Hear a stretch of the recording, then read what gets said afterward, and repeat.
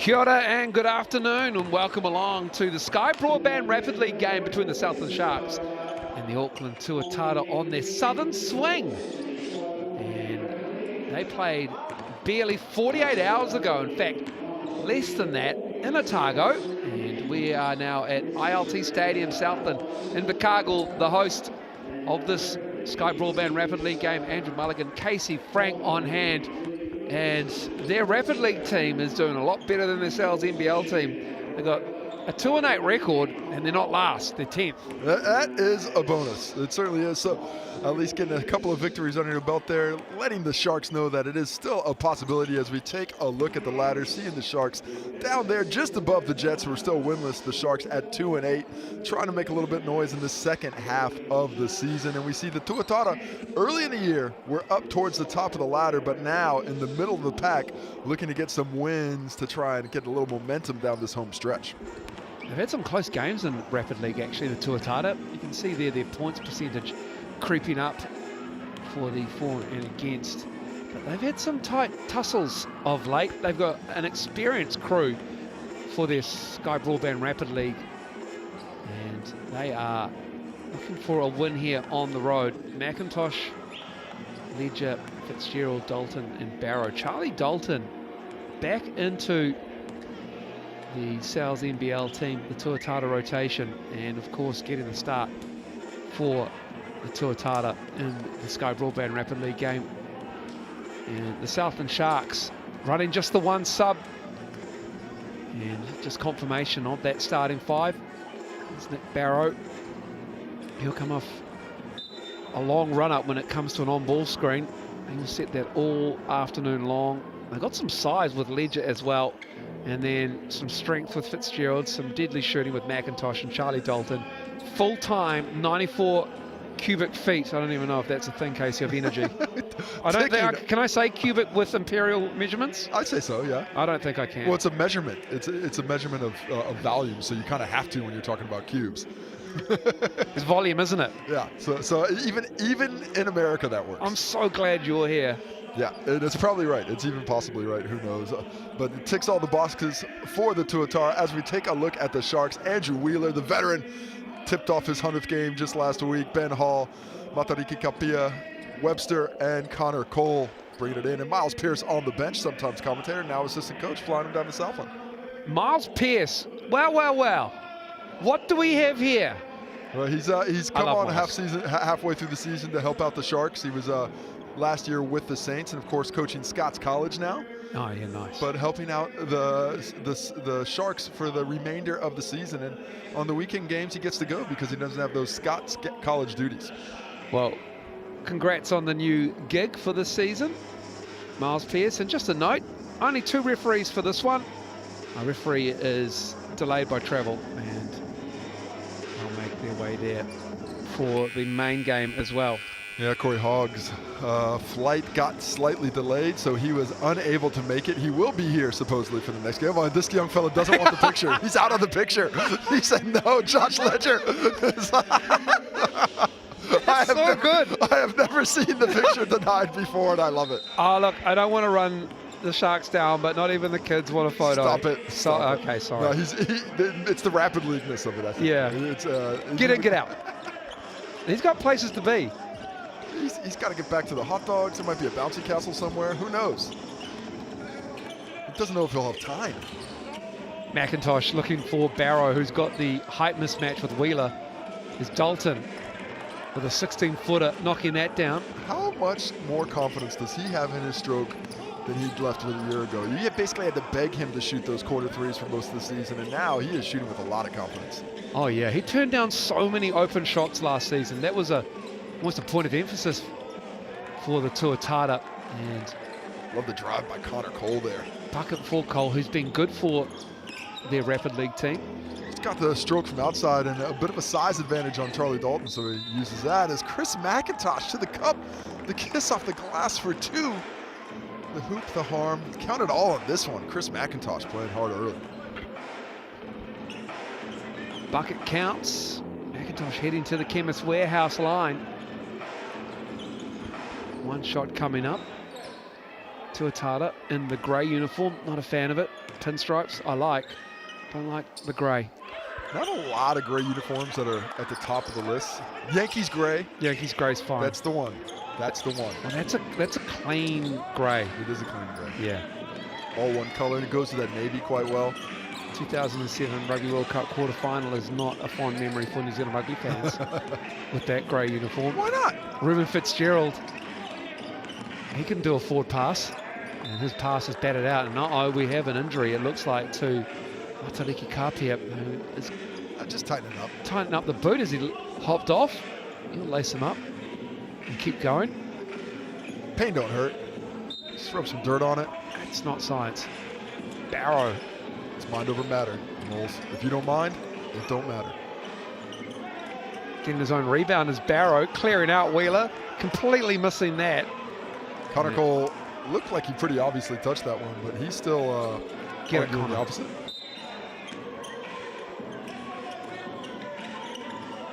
Nick Barrow, hub of the offense right now. Beautiful pass, beautiful block. Connor Cole again. Getting that. And then with the left hand, the roll. Quite Webster with the finish. Quake Webster has come out with aggressive minutes in the last couple of games for this Rapid League squad and continues that form today. Fitzgerald. Wheeler did a nice job cutting off that cut by Barrow. Broke that play up. Dalton now. McIntosh, feet set, shoulder square. Knocking down that three. Really nice pass there by Charlie Dalton. Just on a string, straight to him. And a decent screen by Nick Barrow, giving McIntosh just enough time to drain that triple. Webster inside to Cole, too deep. Good ball movement. Block from Ledger. There's the size and the mobility That's a of backcourt. Josh Ledger, and unfortunately a turnover. Yeah, I love the big man giving up the ball to the guard early. Just got to wait till he gets on the side of half court. Unfortunately, his excellent defensive effort goes unrewarded. Will Ledger and Tukaha Cooper into the game for Barrow and Ruben Fitzgerald.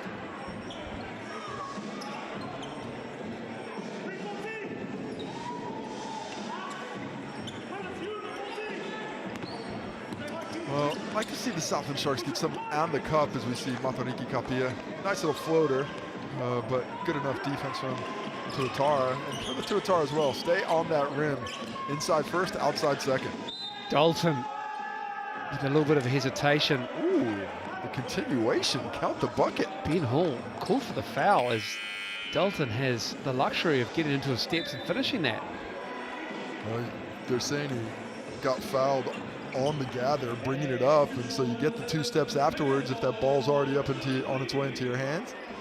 That is how the officiating crew saw it, and so now the hoop, the harm, if we've got one shot. That is the correct call, and Dalton at the line. Can't get the roll, and that looks like that is going to stay with the Tuatara. It does. Connor Cole couldn't box out Nick Barrow. It's deceptively quick with that first step in there, and he's got a size advantage on Cole as well. Dalton sits.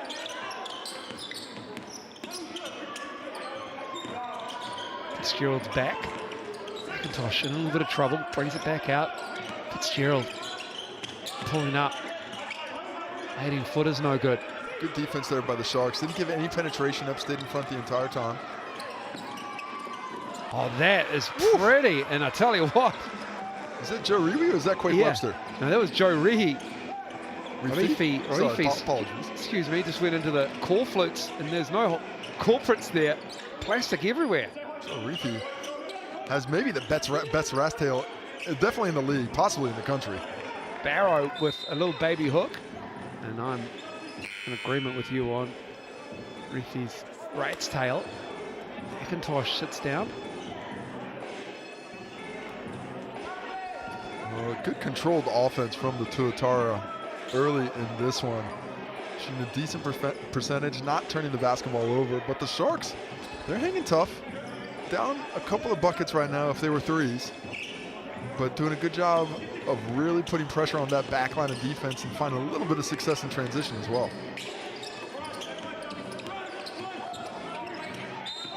Oh, the foul.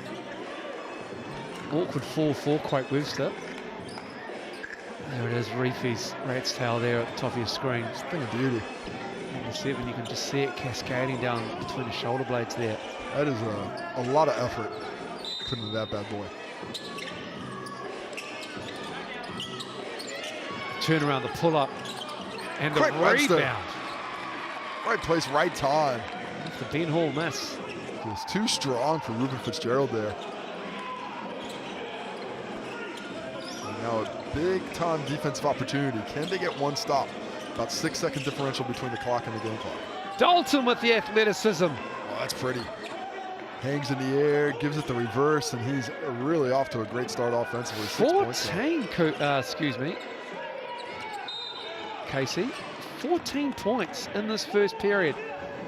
On a 56-point pace at the moment. Is that 56? Yeah, 14, 20, 20, yeah, 56. And that would be a rapidly high for the season. Connor Cole on the glass. And that'll do us for the first quarter. The Tuatara finishing strong. 6 of 10 from the field. Southland Sharks 4 of 8. They are down at the moment 14-8. Well, a quick look through the stats shows that the Auckland Tuatara are shooting 60% from the field.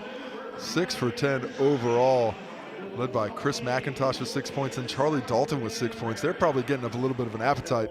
You might want to order a large 5 Boroughs pizza after this one for 25 bucks. And if you like that at home, you can use that QR code. That is great value for a Sal's pizza. Fantastic. It's great value for a cheese Sal's pizza. This thing has toppings. It's got, I want to say 5 toppings.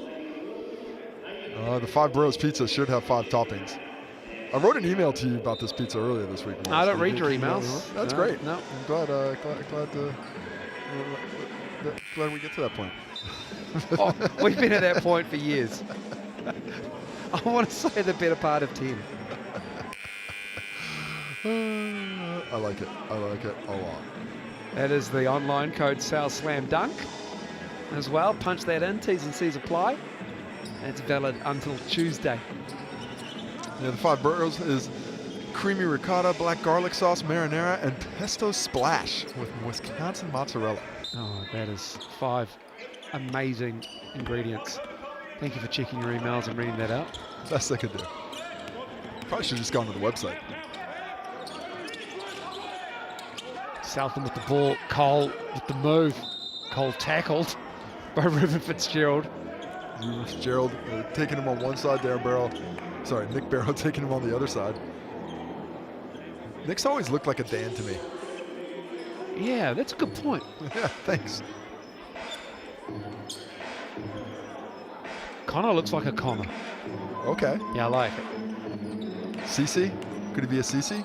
Yeah, CC and Dwight as this is the first Connor Cole. Connor Cole's got a really nice soft touch for a bigger body. He's been one of the key three-point shooters for the Sharks in the Rapid League.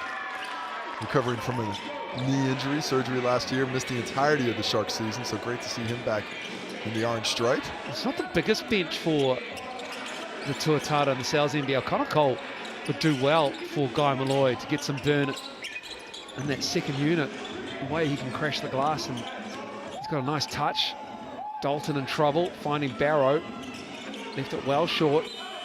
Now Efi unfortunately couldn't gather underneath, and that will be we'll see. Tuatara ball, but that should be a shot clock violation, shouldn't it? Because it only hit the net. It did go out of bounds, so they're talking about if the ball went out of bounds before the whistle went out. I think they're going to give him about a half second. Or did Reefy have possession? That's also Oh, you're right. He had possession, then he threw it out of bounds is what they call it, so 14 seconds on the clock. Well spotted, Andrew Mulligan. That's the deliberation. 2 referees as well, just for the Rapid League game. Third one on their way for the Sal's NBL game, as Dalton is fouled on the drive. It's amazing how much more comfortable he looks offensively. He always played with a lot of energy, but he is looking at the basket as a first option now. Previously with the Tuatara last year, where he played so well.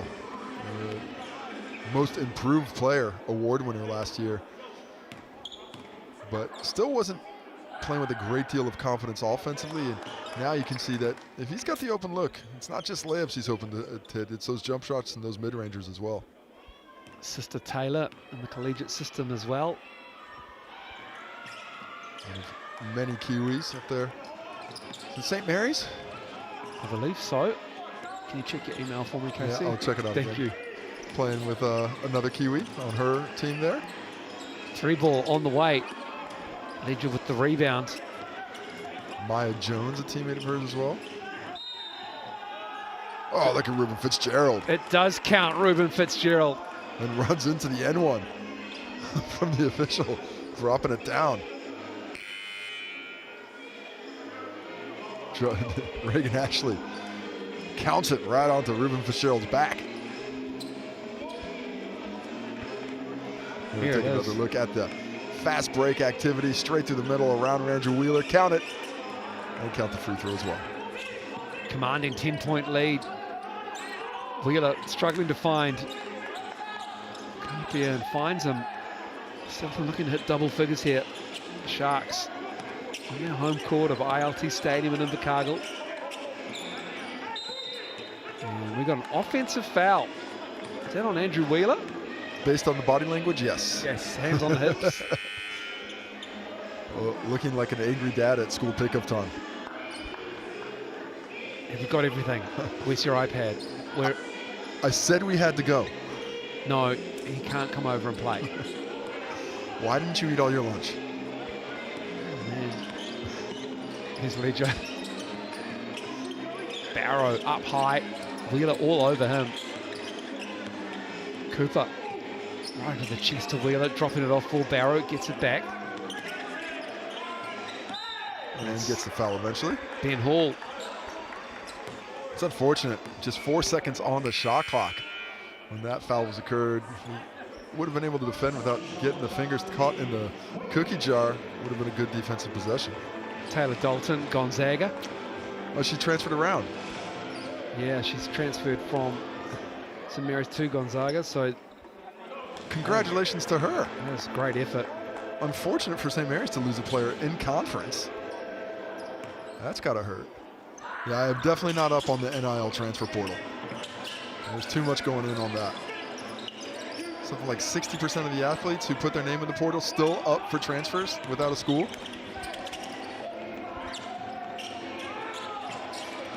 Fitzgerald misses that three. Leafy pushes it. Looking to push the pace somewhat. Carpia pulls it back out. Tuatara back on defense. Good defense from Ledger. That big body in the middle. Fitzgerald put in it for Barrow. Nice passing from the bigs. Ledger gets his own rebound. Stat stuffer. Love the break. Love the extra passes. And love the Josh Ledger stick-to-itiveness to finish the play off and give the Tuatara a 13-point lead. Hall for three. Oh, he has been shooting the ball very well. Cuts it back to 10, and that's something they desperately needed. Ben Hall finding that range, finding nothing but nylon. Dalton, excuse me, McIntosh. It's McIntosh kicking it out to Cooper. Fitzgerald will pull the trigger. And Barrow. He is just hoovering up rebounds right now, and then shows off the soft touch with the baby hook shot. His 4th point of the game to go with, well, apparently 2 rebounds, but it seems like more. Oh, halfway down for Webster. They do get it back, and he has it back. Coming up on a minute to go in the half. Ben Hall stroking it. Same spot on the court, a little bit further back. But the same result, down to 9, and some signs of life for the Sharks here in the final minute of the second quarter.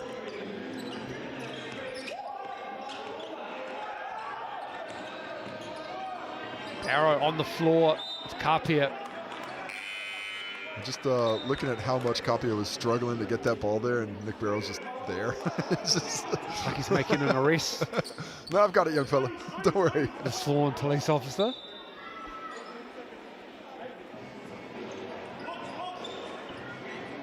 He's trying to reclaim some property there.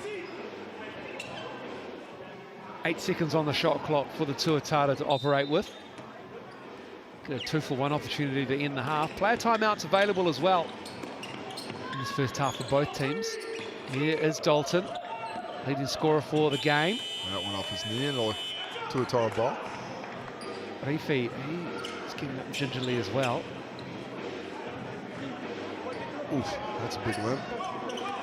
But not looking at the bench. You might want to. Just one sub for Southland in this game. Michael Lotz is not starting in the main game. Scott Telfer is getting the start, along with Bird and Inga and Brandon McRae. So, at least something for the pregame of the Sal's game, Molson. Sorry, my bad.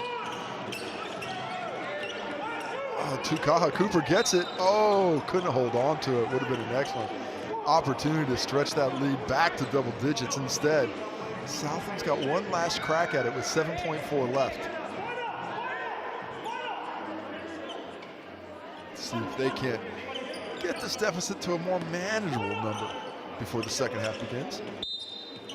They use that player timeout. Just want to talk about what they are going to run with 7.4 to go. See, I don't know about personally doing that. It also gives the defense here. You already set up, you knew what your play was, but now not only do the Tuatara have a little time to talk about things, but they got to look at what the play was. Now look at this, the ball switches to the other side, so maybe the invert is better for their shooting crew. Kafia doesn't realize it, no one's told him. Not even Chris McIntosh knew, I reckon. Well, you would never tell him. If you're defending, you would never, you just go run everywhere. I'm just following you. Webster looking to cradle it with the left. Timeout called though, well done by the Tuatara. After a beautiful drive there by Quake Webster, very determined. Took a circuitous route to get to the cup eventually and cut this to 7 points. See if they're gonna, looks like they might add about a half second to the clock as well. I'm thinking it's about 1.5 personally. Oof, that's a lot of time to add. It would be 1.1 to add. 1.1 seconds. Yeah. Let's see what it gets up to. Tuatara confident. Most likely going to see Chris McIntosh coming off the screen up top. It's only 0.6, Casey. My instincts were off once again. Thanks for correcting me. Cooper to Dalton, turn around. And that's the half. The Tuatara with a 7-point lead, 24-17. And good fight back from Southland's defense there to hold them to 9. In turn, they scored 9 in that second quarter as well. And so it's a 23-17 lead for the Tuatara. And your scoring leader is Charlie Dalton with 8 for the visitors. 6 for Ben Hall and Quake Webster. Yeah, Ben Hall did it on 2 triples. Quake Webster has a bevy of drives to get to his 6, and we mentioned Charlie Dalton with his 8 points. Chris McIntosh had that N1 as well. Onto the rebounds, of which the Tuatara have 8 as a group, and the Sharks have 7. 3 of those for Josh Ledger, and Rifi and Quake Webster, 2 apiece to lead the Sharks. In the assist game, just the 1 assist for the Sharks. Need to do a better job of letting that ball do a little bit of work for him. McIntosh, Cooper, and Dalton, 1 apiece. A block for Ledger and Cole. Each getting in on the game there. Overall, free throw line, and 0 steals up to this point in the game. Somebody get their name in that category. The story of the first half, though, the efficiency of the Tuatara, 52% from the field, 9 for 17 shooting the basketball. 16 shots for the Sharks, only made 7 of them at 43% from the free throw stripe. 4 out of 4 for the Tuatara, 1 for 2 for Southland. And 2 threes for the Sharks has enabled them to keep it a little bit closer. But on the whole, Tuatara looked very comfortable in that first half. Offensively, defensively, things well under control before a late Sharks comeback cut that back to 6 or 7 points. Shout out to Todd as well from Sky, just gave us the Taylor Dalton info. He is an excellent statistician, loves his facts, does a lot of work with netball and of course the Tanya Dalton Foundation, which is in memory of Taylor and Charlie's mother. Oh yeah, I just bought a soccer ball from that foundation today. You buy one at Rebel Sport, and Rebel Sport gives one to a local organization.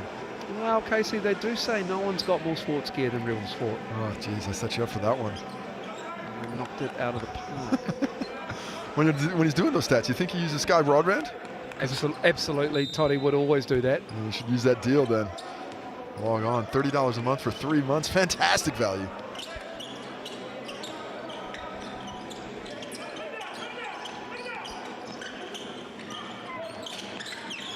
Connor Cole with the catch and the N1. Nice offense coming out of the timeout. You love to see that. There's a break in play, and your team goes out and executes exactly what you wanted to do. Miles Pierce will be pleased with that activity. Connor Cole has shown some strength inside. Nice soft hands, the big body that can take a little bit of punishment. The kiss off the glass and the three-point play, the old-fashioned way to cut it to 4. Hey, so does this mean Miles Pierce can't do any more commentary for us? That is a good question, because I've got an article coming out this week that he's supposed to be writing. He's been ditching me, hasn't written anything, so I guess I'm just going to pull him. Ledger, Josh Ledger with the move. I really like the way Josh is playing this year. You know, he's starting for the Jets last season. Hasn't had a lot of game time in the NZNBL, but I love his energy. If I was another team across the competition, I'd be trying to get him on my squad to play that interior role. He's got a nice handle too. It's coming together for him. He had a shoulder injury at the Jets, didn't he? He only made his way back in after a long layoff. Cole has it stolen. There's the steal. The look away to Dalton. High off the glass and in. Oh, Nick Barrow and Josh Ledger do the dirty work, regain the possession.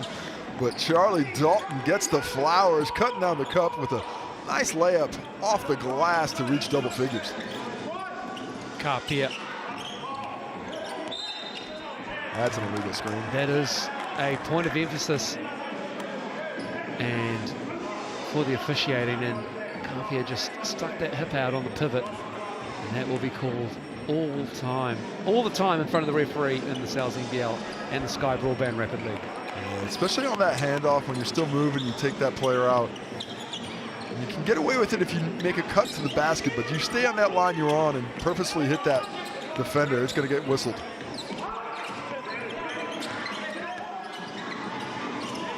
Fitzgerald trying to find Barrow, and it was just too high.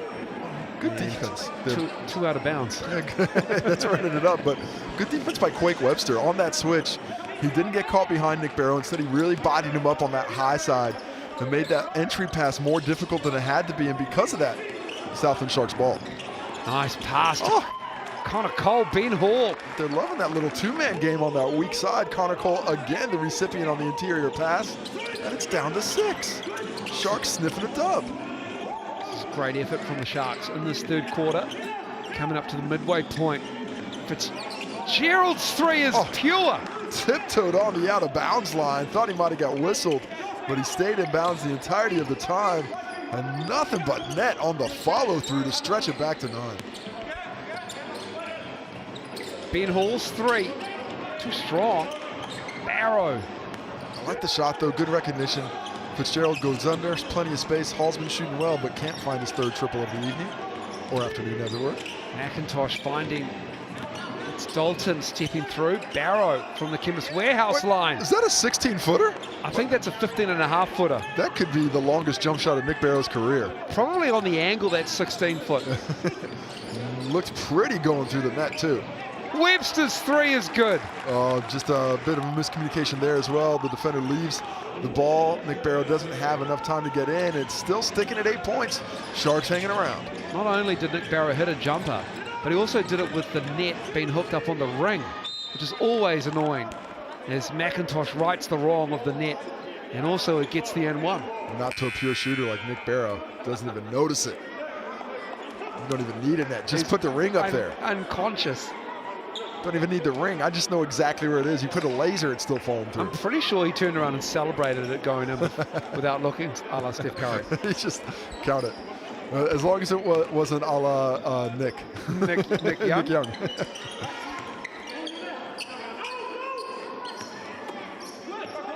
Sometimes it just feels good leaving the hand. 11-point now lead for the Tuatara.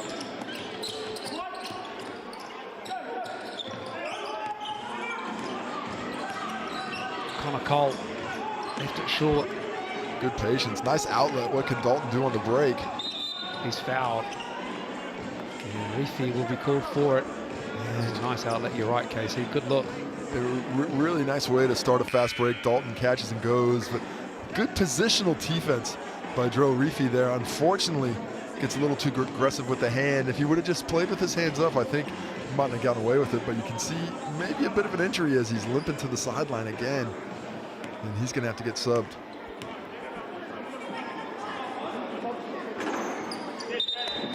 Dalton making the first.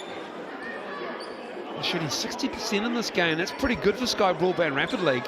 In fact, that's not just pretty good, that's really good. That is fantastic. 60% anywhere except the free throw line is excellent. Just was down to 6 points not that long ago. And the Tuatara, after that Ruben Fitzgerald 3, have absolutely taken the lid off. Scoring with ease here.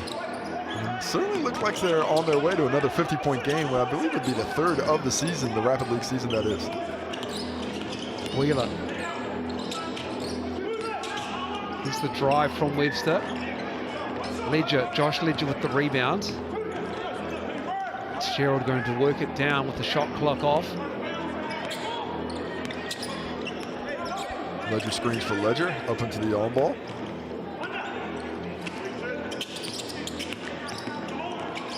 Over Wheeler. Will Ledger misses that. He's got a chance. Oh! Almost in off the heel of the iron, but it will be the Tuatara with this 13-point lead. The Sharks fought valiantly at the start of that third quarter, but the Tuatara put the clamps on, made some shots, and they are in control as we head towards the final quarter of the Sky Broadband Rapid League game. Charlie Dalton leads all scorers with 12. Tuatara with that 60% field goal percentage. And Chris McIntosh backing up ably. He's got 9 points on 3 made shots. That's right, he has not missed a shot. 9 points, 2 assists for Chris McIntosh, playing very well.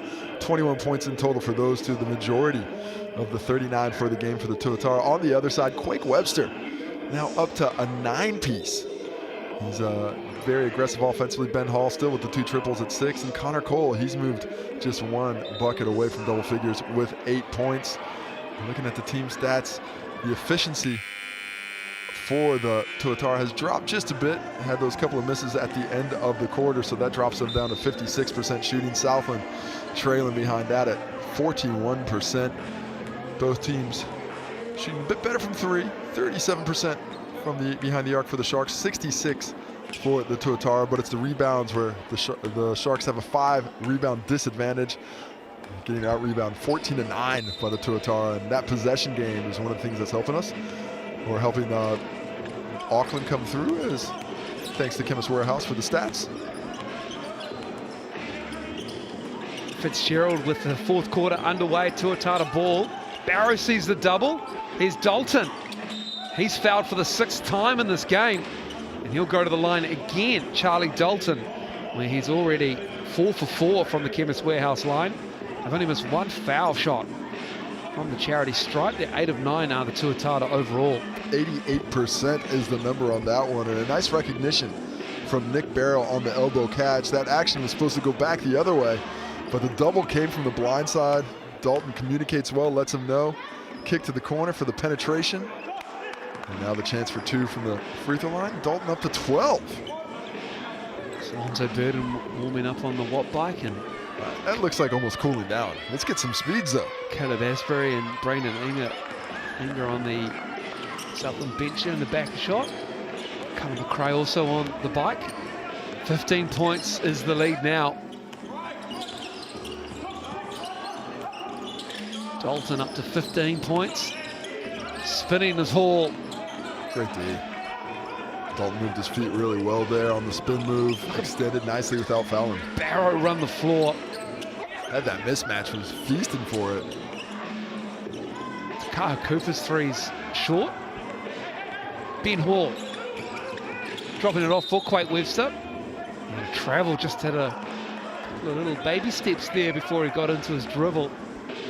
Well, Ben Hall dropped that one off like there was no defender behind him, but Tukaha Cooper was chasing the same way, and his presence defensively made things tough for Quake Webster. That's the fifth turnover. That's right. I'll try to beat you to it. You did. You got me first, though. I knew what you were doing. Fitzgerald into traffic, and then finishes nicely with the right. Change of pace creates that opportunity, and a good solid screen from Big Barra.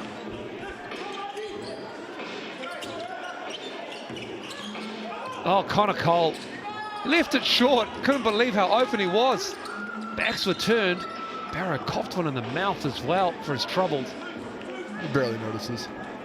Oh, wait, he's actually complaining about it. No, he's complaining about that. Nick Barrow's not allowed to complain about elbows. That's police brutality. Brutality to police? Yeah, in that instance, perhaps. Of course, unintentional. No charges filed.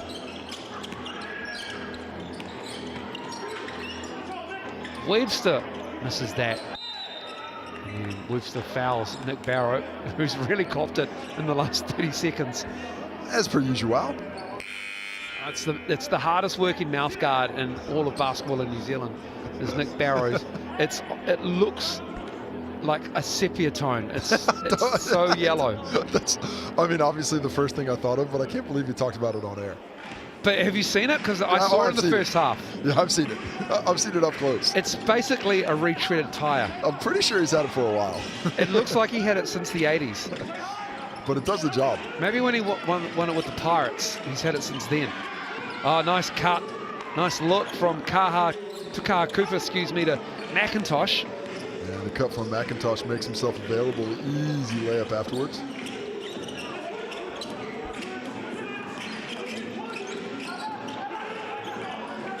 Steele.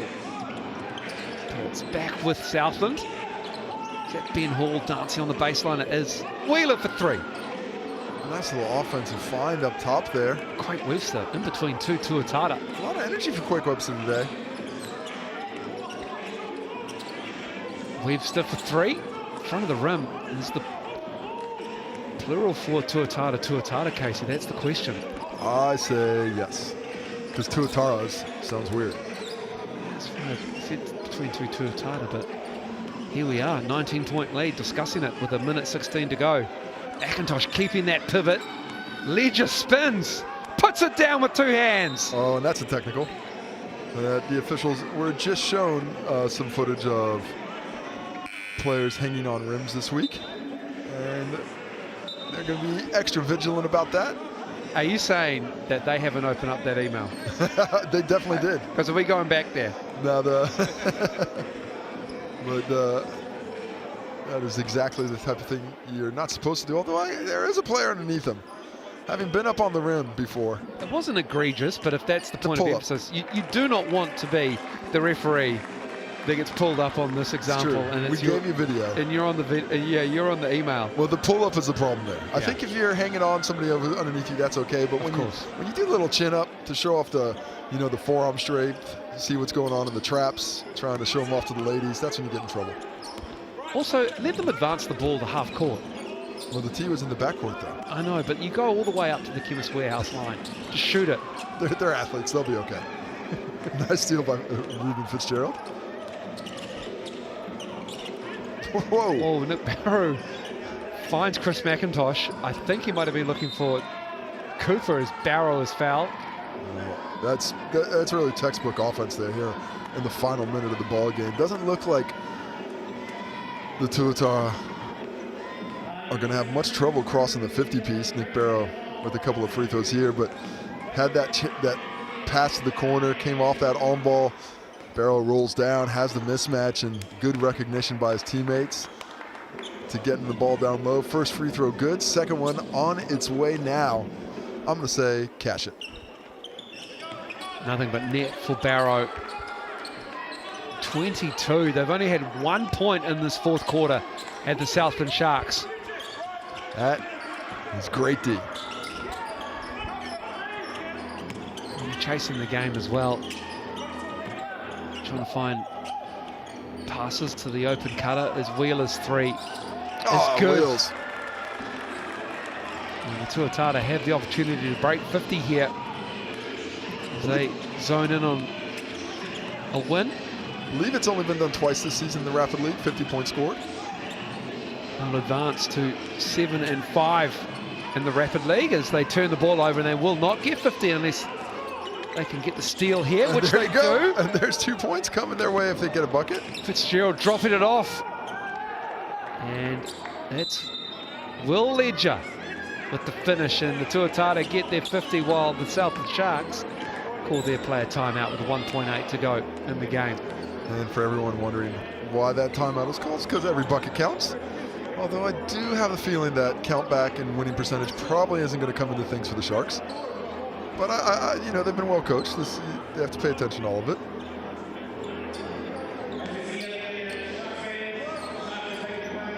Carpia to trigger the play on the inbounds. Connor Cole turnaround three. It's money! 2 threes in the final minute for the Southland Sharks, and a free throw gives them 7 points for the fourth quarter, but it's the Tuatara who have an 18-point win. They beat the Sharks 50-32. And it's been a great second half by the Tuatara to get their win there. Well, a beautiful play to finish things. Unfortunately, only cuts it to 18. So a little less enthusiasm than you would normally see of a shot of that quality. Quake Webster, double digits for the Sharks. Connor Cole, 8 points on that heave at the buzzer. Dalton, McIntosh, Fitzgerald, all in double figures. A rare trifecta of double-digit scorers in Sky Broadband Rapid Does League. not happen often. And we've seen an excellent offensive performance by the Tuatara. Josh Ledger, Nick Barrow controlling things inside. Josh Ledger, 8 points and 8 rebounds. That's a heck of a job by him. Or was it 5 points? Either way, good job. 8 boards in 16 minutes. Chris McIntosh, Nick Barrow, Josh Ledger, Tukaha Cooper, and Charlie Dalton, all 2 assists. Matariki Kapia, 3 assists for the Sharks. Finishing on the blocks and the steals. First the blocks, Ledger, Cole, 1 apiece. Did anybody get a steal in the second half? Yeah, we had a couple. Ledger, Fitzgerald, that last one counts as a steal, but it was more of just a giveaway, as Hall had the lone steal for the Sharks.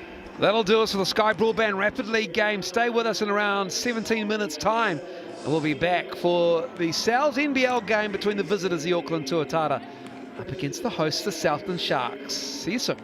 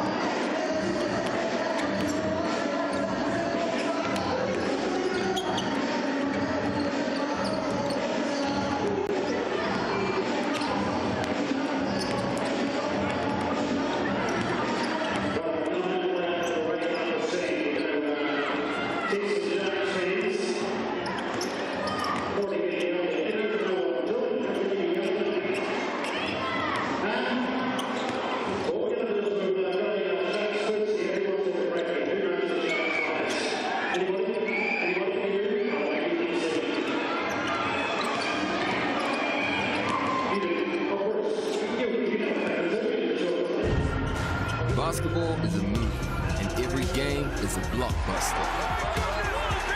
E for excitement, entertainment, energy, and epic. NZNBL 2024 is rated E.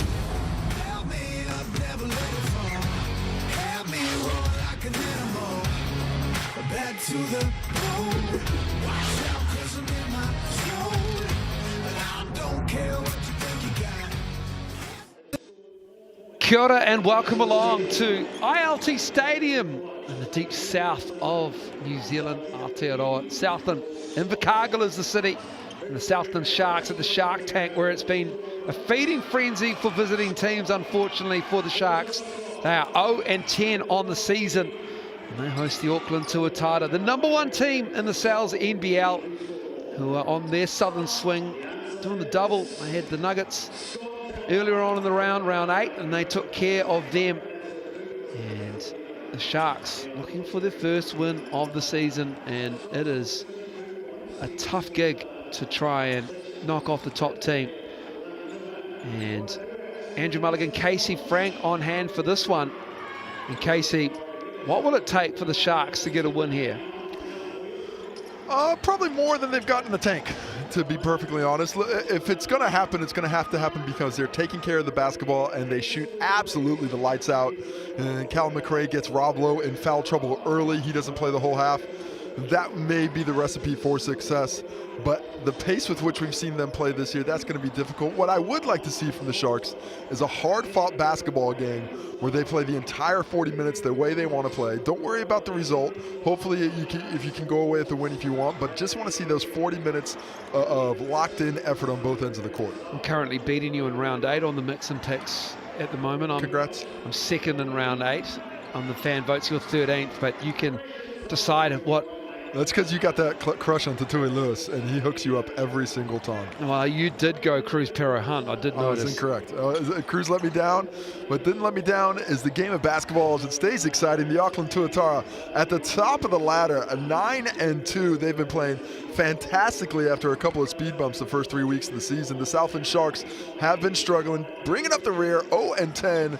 This is as big a mismatch as you will see on paper between first and last place in the competition. Well, just look at that ladder there. Look, 4 teams with just 2 losses, and then there's 3 teams with 4 wins and 5 losses and 6 losses as well with the Nuggets. That's where the battle is going to be for the ladder. That 6th spot, currently the Giants in it. Everything changes in a matter of hours in the NBL with a round and another 4 games to go, Casey. So it is all on at the moment. It's a race for the top, but it's also a race for the final spot. Yeah, and for the most part in the recent weeks, we've seen a lot of these teams at the top of the ladder playing against these teams at the bottom. The Jets, the Sharks, they've been playing the Tuatara, they've been playing the Rams. So now when we see in these top 6, 7, even 8 teams playing against each other a little bit more, we're going to see a few more losses for those teams at top. Certainly are. A big game tomorrow, early afternoon. The Bulls hosting the Saints. So speaking of top teams playing each other, you can see that there. That game, note the earlier time, midday tip-off on Sunday. That will be a very, very interesting game. The Giants also playing one of the teams in that chasing pack, hunting that 6th spot that the Giants currently own.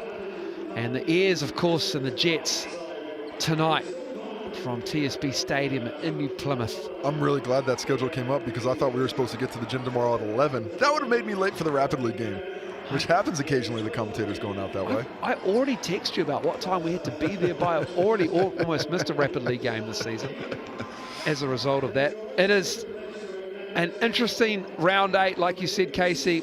Some teams up the top are playing teams down the bottom, but also teams together looking to advance with that almost double win mentality of beating the team below you. This is the starting 5 with Webster, Glidden, Tarangi, Vidanovic and Lowe. It is an all-international 5. It is an experienced 5.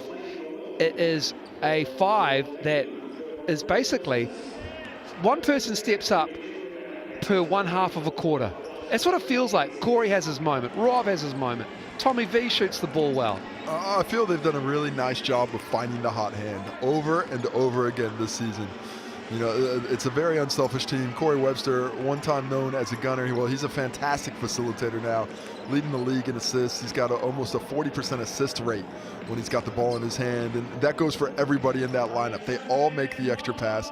They all have the ability to hit the ball from deep or take it to the cup. And Vodanovic, Lowe, and Tarangi, they can all have really good post-up games. Corey Webster, he used to want to post up, but he's a bit older now. He doesn't spend as much time in the block. He likes it on the outside.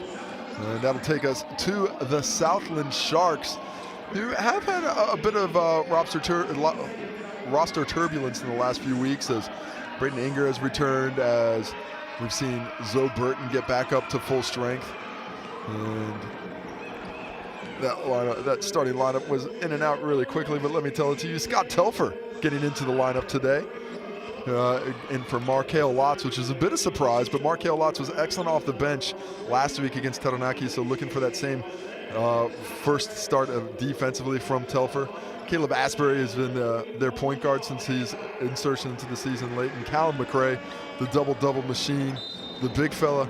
And he's going to have his hands full trying to stay with Rob Lowe out on the perimeter today. Yeah, Brayden Inger, he's, just returned from overseas commitments in the UK, and he'll be looking to make a contribution. It's been a quiet start to Brayden Inger's season in the NZNBL for the Sharks, averaging just 4.7 points and 2 rebounds a game. But Brayden Inger, we know he can fill it up for Guy Malloy and the Sharks. Here's how it looks for the Chemist Warehouse head-to-head stats. Well, you see the differential in scoring is about 23 points per game. The Sharks last in the competition at 72.8. Tuatara second at 95.6. That's because they shoot the ball well, nearly 50% from the field, third in the league. The Sharks still on the bottom in field goal percentage, dipping under 40 overall. 28 from three for the Sharks, also last in the league. 35, just underneath 34.9 for the Tuatara. That is first. The Tuatara have 5 players averaging 12 points a game. The Sharks have 2. Well, for the Tuatara as well, they hold opponents to under 42% shooting, whereas the Sharks, teams are hitting almost 50% from the field against them. That's 11th out of 11 for the Southland Sharks. But we see all the stats. We see all those stats there, Moles. And I'll tell you one thing that it doesn't show us. It doesn't show us a lazy team on the second of a back-to-back on the South Island in the middle of May. It's cold down there. They think they're going to get this win. What's the mentality of this Tuatara team coming up against the last place team in the competition? Are they going to come out here and bring it off the bat, or are they going to think they can sleepwalk through this one? I can't believe you just called the Tuatara lazy. No. I'm saying that's what sometimes happens to teams. I can't believe you've just outed yourself as a former importer in this league. Look, there's been more than one game that I've walked into where I'm like, we'll get this win. You're not quite as locked in as you should be. There's levels to the mental preparation you have for things. And through the ebbs and flows of the season, sometimes you're more locked in than others. Certainly when the Tuatara are going to be coming up against the Bulls, the Saints, the Taranaki Airs, the Rams, they're going to be a little bit more locked in because first place is on the line.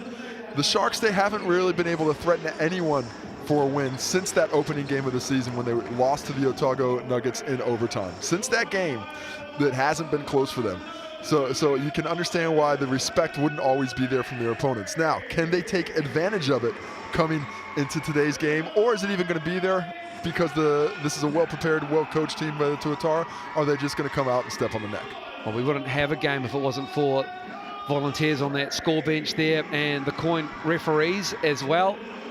And we're always appreciative of the people who give up their time to help facilitate the NZNBL around the country. The stats, you're right, Casey, they are heavily weighted towards the Tuatara in this game, but it's a long old trip heading down from Auckland to Otago and Southland as well. Here is our ball deliverer, and he was nonplussed about standing around for a photo for the Sky Broadband Rapid League game, and he's not interested in getting one for the NZNBL game as well. In and out, you got to take a picture. And we're already underway.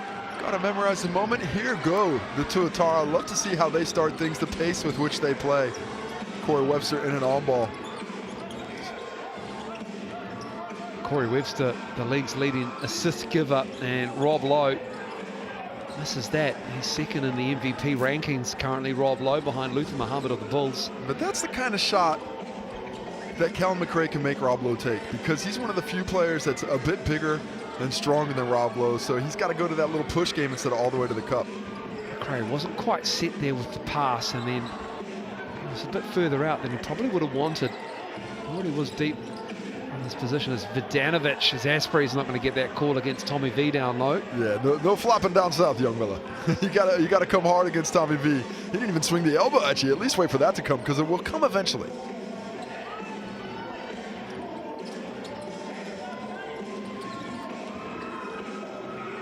Here's Alonzo Durden for three. He's been shooting the ball really well since he's come back from injury. Well, they've missed his offense. And there isn't a player in the competition that you would say is a better shooter than Zoe Burton, because he is his eye in. Anger crashing the glass. Braden Anger called for the foul over the back. You can see he's a bit surprised by that one. Tommy V just breaking it down for him.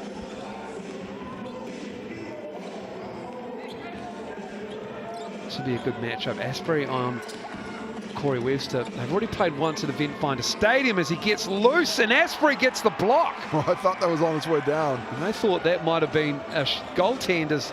Lowe's three misses. Well, this Tuatara team looking not at full strength and full speed just yet. Anger crashing the glass. And an early lead with the fans at the left-hand end of this camera shot. Excited for this lead as Ruben Tarangi's three. Tuatara settling here. Yeah, I don't like what I see from Auckland early in this one. They do not have that hunter's disposition right now. They're just happy to see what happens. But they can still create opportunities like that. Cam Glidden, nice hand in the passing lane. How do you see this one going, Casey?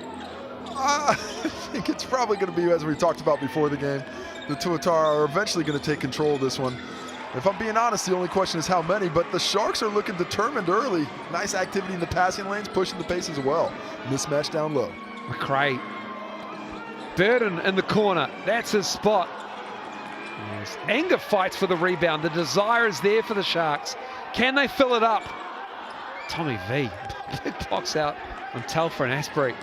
Well, good, strong rebound there. Nice looks for Inger. Love the hustle, but just couldn't get anything out of it as another triple goes wanting for the squad. Yeah, they are 0 for 3. Vidanovic shooting at 44% from deep. He's shooting the ball really well, obviously. He is third in the league in three-point percentage. It's Inger looking to back him down. Looking for a cutter, looking for movement. Finds McRae. Puts a shoulder into Rob Lowe's chest. And there again is Anger on the glass. That's his third rebound. Third offensive rebound, his second putback. He's got all the points for the Sharks, and he's out hustling the muscle of the Tuatara early. And Corey Webster's ambitious one-handed bounce pass to Tarangi goes out. If I'm Coach Aaron Young, I'm probably bringing in a couple of subs. We've been here, we're averaging 95 points a game. We've been out here for 3 minutes and 20 seconds, and we have 2 points.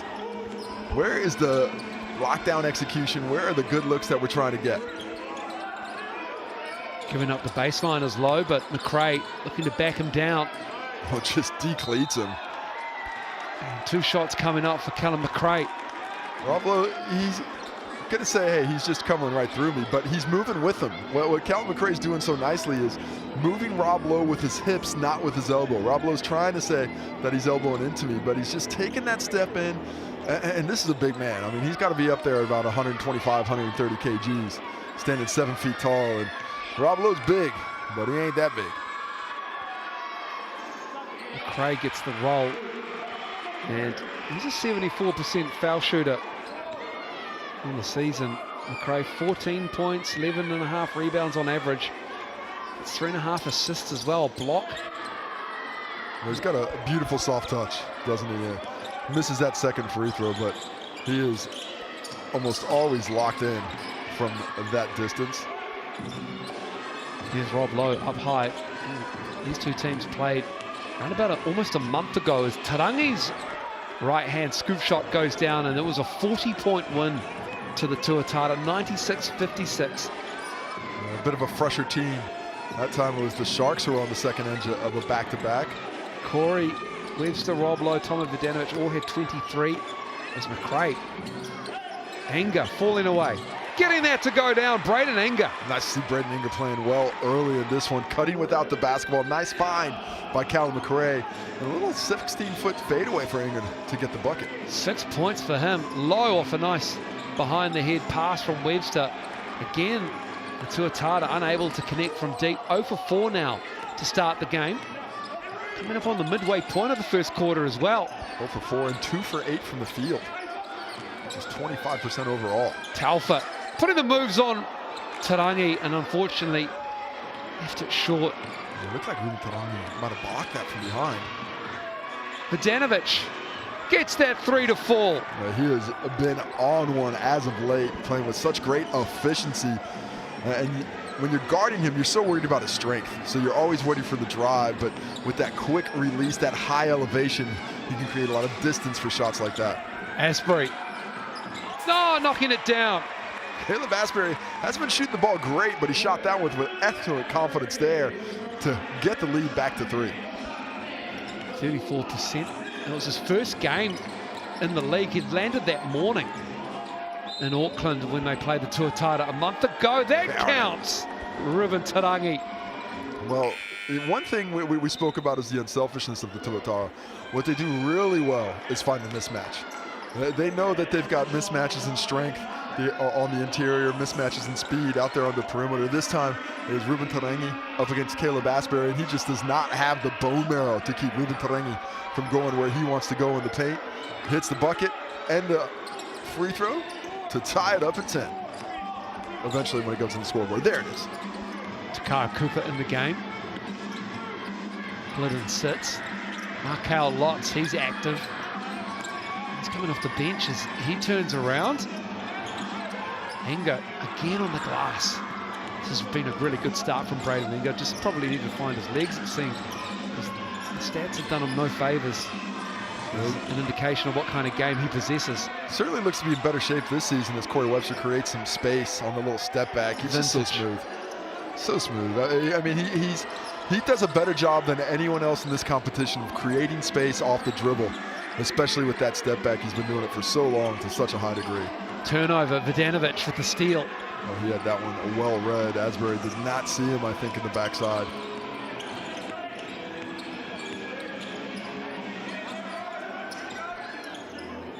Mismatch in the post, good recognition. Are they going to get it to him? They eventually find the positioning to get it to Vidanovic down low. 4 on the shot clock. Good double from Asbury, and he gets the steal. Averages 1.3 a game. Burton stepping into it. Asbury on the glass. No one boxed him out. Yeah, and there's the timeout because Aaron Young saw the same thing you just see on the lack of box out, the lack of the Tuatara's attention to detail at this point. You see that skip pass. Great look from Zoe Burton. Doesn't hit him, but Caleb Asbury on the return with the finish for 2 to tie this one back up with just over 3 minutes left in the quarter. Well, Caleb Asbury, I mean, he's had a tremendous start to the game. He's got 3 points, 3 rebounds, a steal and a block already. He's hit a 3. And this was his points from the floor, so it's been a good move. Bringing Markel Lotz off the bench from Malloy, giving him a little bit of depth. Taufa will give them a lot of fight. He gets the start. Braden Anger, 6 points, 3 offensive boards, and an assist for him. Colin McRae and Alonzo Burton combined 0 for 6 though for the Sharks. They'll get theirs later on, but this has been a good start for the Southland Sharks. 12 points in the quarter already. It's a low-scoring affair at the Shark Tank in ILT Stadium. Which is no surprise. We do know that the Tuatara are happy to play in that half court. And of course, the Sharks understand that. They don't want to get into a foot race because the more possessions you create against a more talented team, the more likely that you're going to be taken advantage of eventually, and you're going to see that talent disparity play out. What we've seen right now is the Tuatara shooting great from inside the three-point line. They're 4 for 6 at 66%, but just 1 for 5 from outside it, as are the Sharks. And that's why we've got this tie ball game right now. Glidden misses that three. Inside to McRae. This has been a chess match from the two coaches with their big men. Neither willing to sub them off just yet. Asprey with another three. He's got two now. Southland take the lead back. Well, he's finding the range, mid-30s as a shooter, but a bit better than that right now. Glidden on the reverse. A good challenge there, Markel Lotz, to make that tough one. He goes to reverse, but can't find it with the left. And the Sharks trying to build on the three-point lead headed into the second quarter. McRae still out there. 2:31 to go in the first quarter.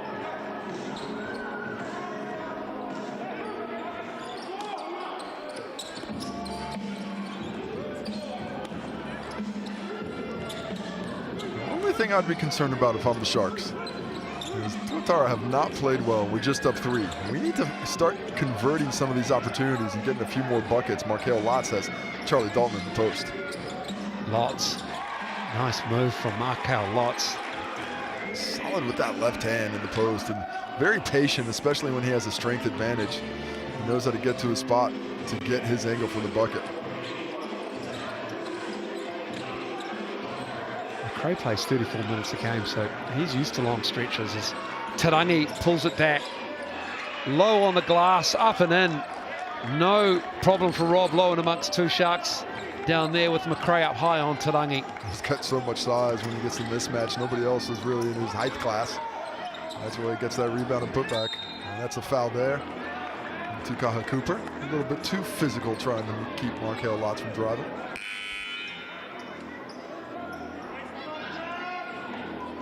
This has been a good start for the Southland Sharks, shooting 41%. They have a lead. They have 17 field goal opportunities, though, that they've taken. Find another one, Asbury. Is he feeling it? Heat check time. Lowe finds the outlet pass. Asbury with another steal.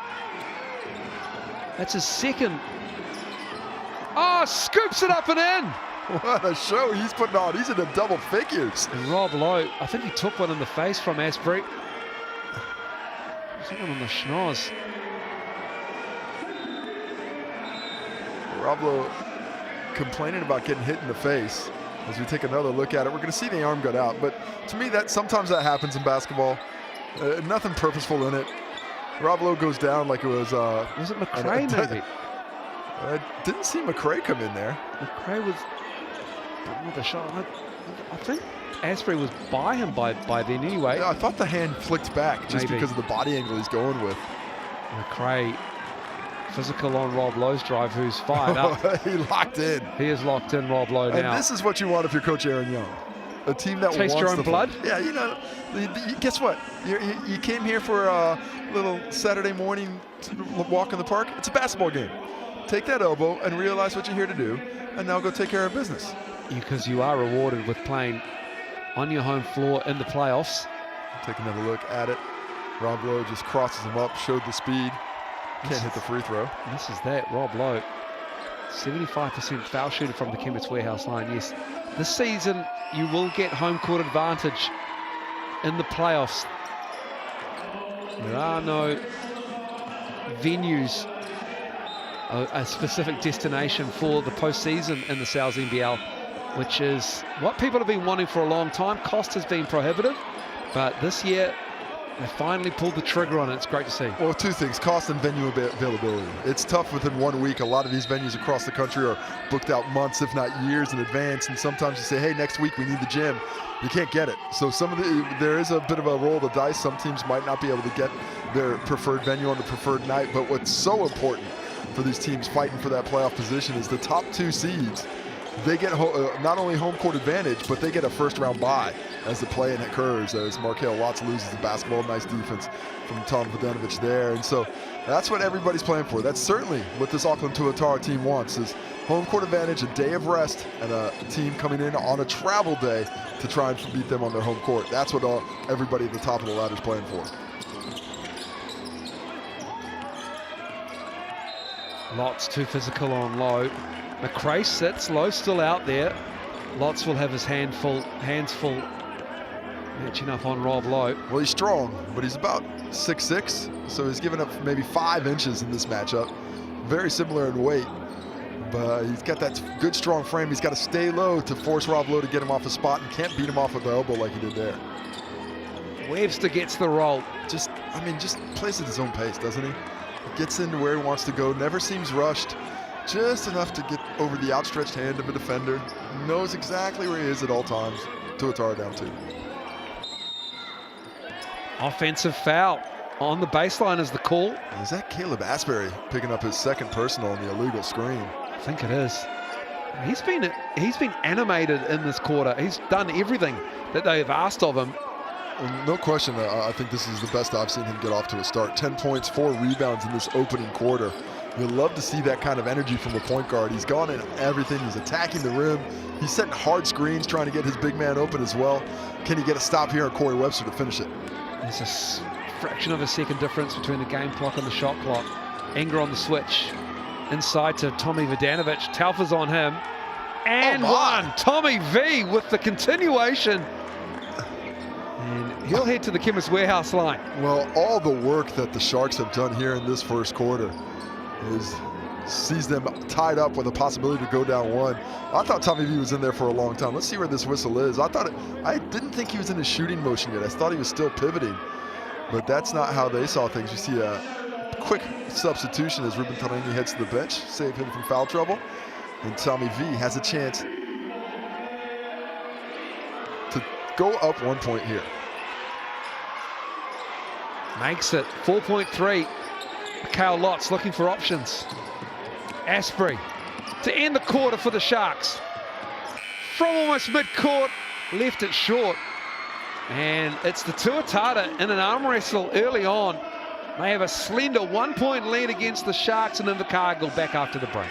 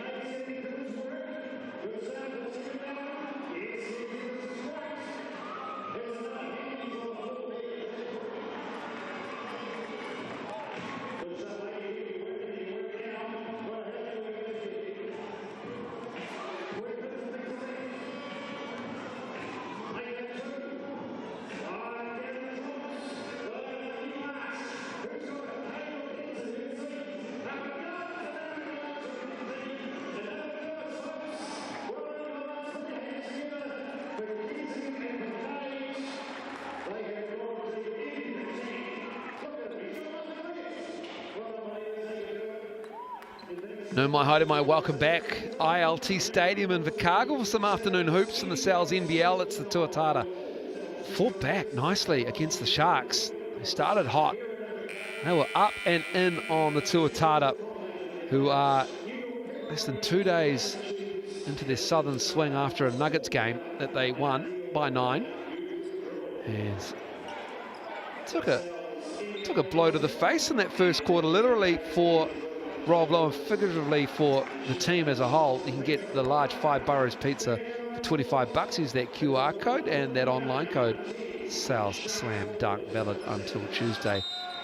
Sometime commentator Miles Pearce on the bench with Guy Malloy as well. Nice pickup for Guy Malloy to bring the experience and brain of Miles Pearce. Yeah, the regular assistant coach was out this weekend, so brought in Miles for a couple of road games and to especially act as that de facto head coach for the Rapid League today.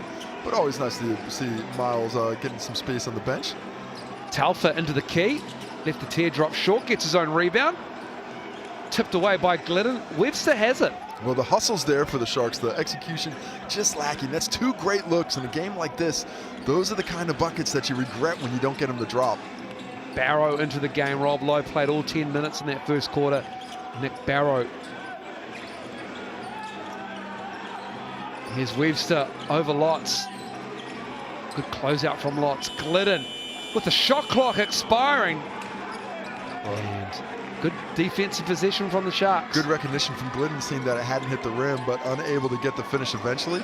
Nice start for the Sharks defensively, really making things tough for Auckland here in the first half. Nice cut, nice look. Well, no reason to try and jump the screen for Zoe Burton. You just want to stay on his tail, and Corey Webster got up too high. Zoe Burton with a nice scoring cut to the basket. Takaha Cooper caught Asprey sleeping. Oh, and he just looked a little tweak there. Went down, looked like he was grabbing something. Takaha Cooper, he's offered some really good minutes for the Tuatara this season off the bench since moving up from Palmerston North, of course, and that was in actuality a Northlander. Asprey gets another bucket. He's moved up now to 12 points. Best I've seen him play this year. The most aggressive, the shot making certainly is there in spades right now. Vidanovic makes his second 3 of the game. I just love seeing him shoot the basketball like that. Going to give him great confidence going into his tall black campaign. That quick release combined with his strength on the interior, what an asset. Asprey misses. Vidanovic with the rebound. I tell you what, Tom Vidanovic, that shooting form has got him so nicely. Nick Barrow runs the floor. And that's the kind of pace and space that this Tuatara team wants to play with. You see that kick ahead, the quick pass on the interior, and Guy Malloy knows that's trouble. When this Tuatara team starts to feel good like that, he's trying to nip it in the bud. Just 2 dribbles on that fast break. Corey Webster with 2 was trying to get it a barrel ahead, saw the angle, was left, then right. You'll love to see when the players are making those connections themselves. They know, I'm getting this pass so I can make the next pass. And the Tuatara starting to look a little bit more comfortable here in the second quarter. Nick Barrow, he's been in the league a long time. Cam Glidden's played a lot of basketball. Corey Webster's played a lot of basketball. That's just a great veteran fast break. The ball barely touched the floor. Textbook. I mean, that's how you teach it. The best fast breaks are those that you're not dribbling the whole time. If you can take that pass ahead, you're better off. And Caleb Asbury on the bench, he's stretching something out. He's on the roller? Yeah, we mentioned something that he just didn't look great after that drive by Takaha Cooper, and now you can see he's out there working on something. And if he is not full strength for the rest of this one, that is going to be devastating for this Tuatara squad. Chemist Warehouse, the official stats partner of the Sales NBL. Got a couple stats for you. Hit me.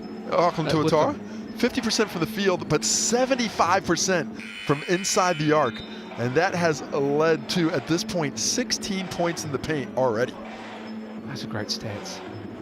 Staterific. Well, you got a stat for me, Balls? Second chance points, 6 for the Southland Sharks. Ooh, that's not bad for them, those second chance opportunities. They are actually winning the rebound battle right now, 14 rebounds to 12 overall against this Tuatara squad. Of course, all of that stats talk, thanks to the official stats partner of the Sales NBL, Chemist Warehouse. Well, there's one category that they actually do better in than the Tuatara is crashing the offensive glass. They average 10.5 a game. The Tuatara just 9. Albeit, though, the Tuatara do shoot 48% from the field. Yeah, I was going to say, if we're talking about offensive rebound percentage, it's a little bit different. Always got to go to the advanced stats. Well, Telfer for 3. They tell a better story. Nice to see Scotty Telfer with that range from deep and the 3-ball, keeping the Sharks in it. They are not going quietly into the night today. Webster, will he answer? He does. He rattles it down. Oh, and now they're starting to catch a little fire from deep as well. If they're going to be hitting those outside ones, it's going to become even easier to score on the interior. 3 for 10 are the Sharks. 3 for 11 are the Tuatara from deep. And then miscommunication between Telfer and McRae there. Just ambitious there by Callum McRae. Now, normally when you're making a back cut, you don't pull up at any point in time, but Telfer there, I think, was just reworking to try and get open on the perimeter. Cal McRae did not realize, and it's a turnover.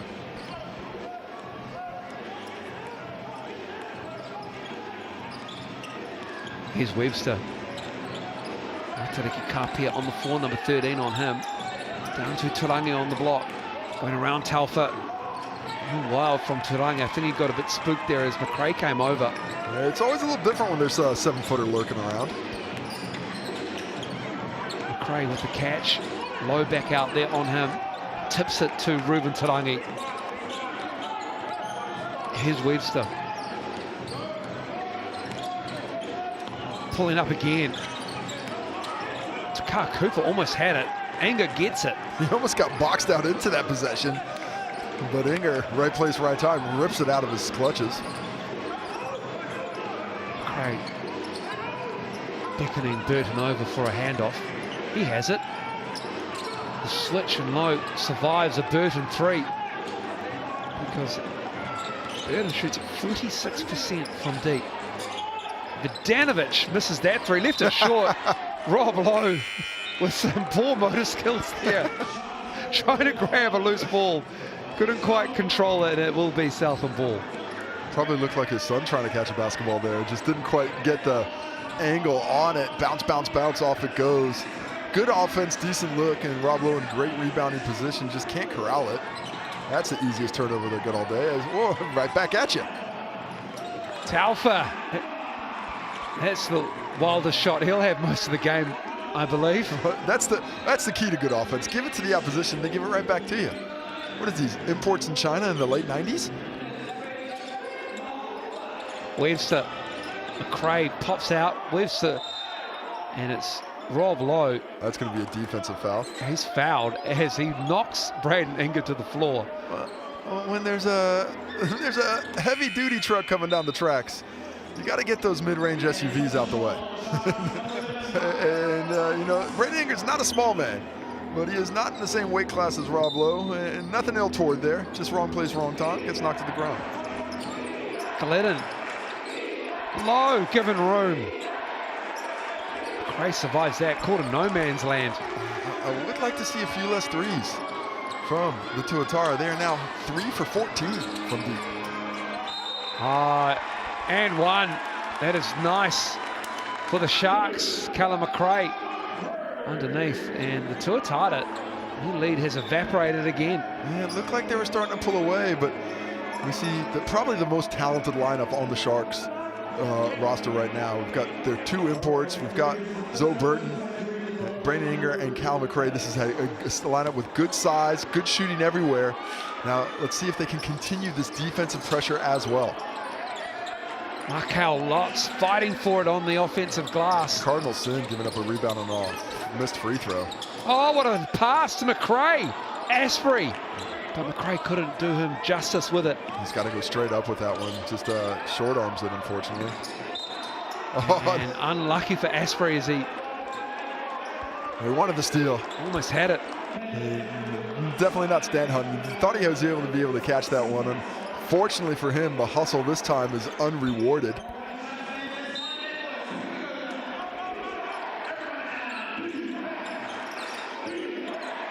Glidden long 2. Had to think about that a long time. Kev Glidden among the Tuatara that are yet to get their eye in. Nice defense from the Sharks. I like the pace that this game's going for them. You know, we're not on the pace to score 200 points, most definitely. This is right in the Sharks' wheelhouse. Burton. Well, you got to guard that. Come on now. Corey Webster survives it.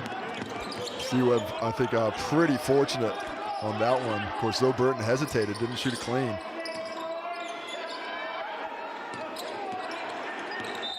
Yeah, Rob Lowe. Oh, no. And Zoe Burton collide, and it will be Burton who's called for the foul. Yeah, that looked like an illegal screen to me. I guess Zoe Burton on the way down must have reached out and grabbed. It's an arm wrestle in the second quarter. It is 30 apiece. With under 5 to go. Low scoring affair. This is a team that averages almost 96 points a game, the Tuatara. This is the Southland Sharks pace, if ever there was one. They average just under 73 a game. As Corey Webster on the shot is fouled by Asprey. That is going to be Asbury's 3rd personal as well. He wanted the kick out. He's saying that's not a natural shooting motion. That is not the way the coin officiating crew saw it.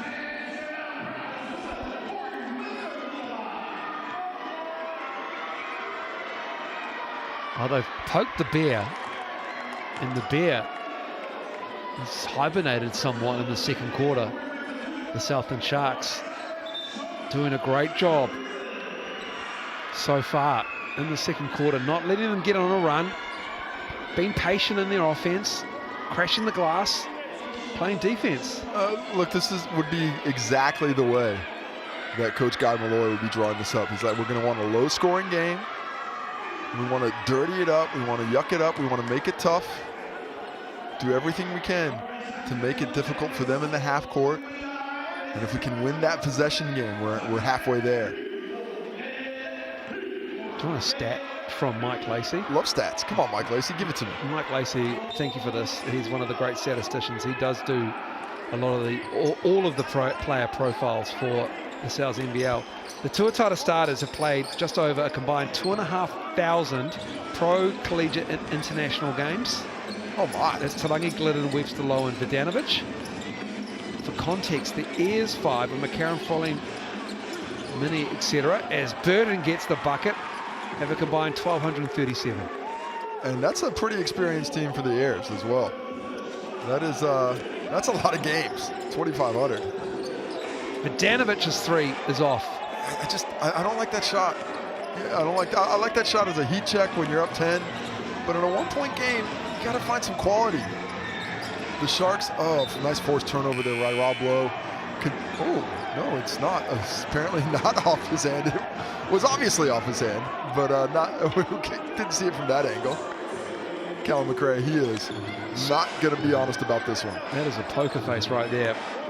3 of 15, the Tuatara in the half from deep. Kapia. Here's Burton. Webster on his hip. Markel Lotz giving it, I guess, to Inga via Rob Lowe's hand. Glidden with the box out. Rob Lowe running. Bounce pass. The floor is your friend, kids. Always use it, Rob Lowe. And that is the veteran core there, getting out and running.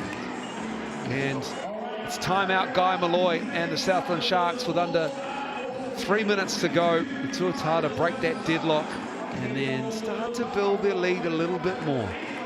Well, the Tuatara, they found great success when they're pushing that ball immediately off the rebound. We saw it earlier lead to a timeout by Southland, from which they recovered, and another timeout on this one as Callum McRae and Rob Lowe were even underneath the basket on that missed shot, but that's not necessarily Cal McRae's job to get back. He was hustling hard, but there's got to be a guard, has to be the first one back, and you cannot let that big who's running the lane get behind you until that help is there. That didn't happen. They didn't get to their spots because of that quick outlet off the Cam Glidden rebound, and now the Tuatara, 3-point lead, 3 minutes to go in the quarter. Are they going to be able to start just solidifying things up here, or the Sharks have another push in their side here in the latter part of the second quarter? Now we've had just over 17 minutes gone in this game. Braden Inga has played all 17 so far for the Southland Sharks.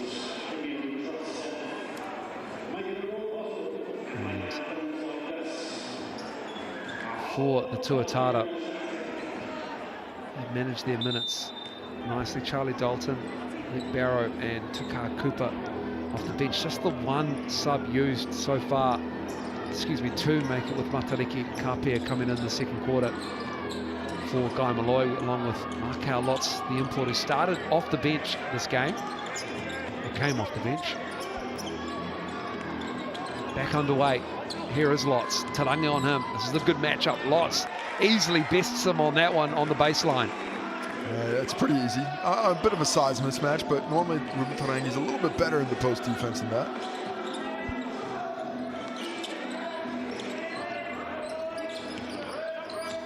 Now the switch.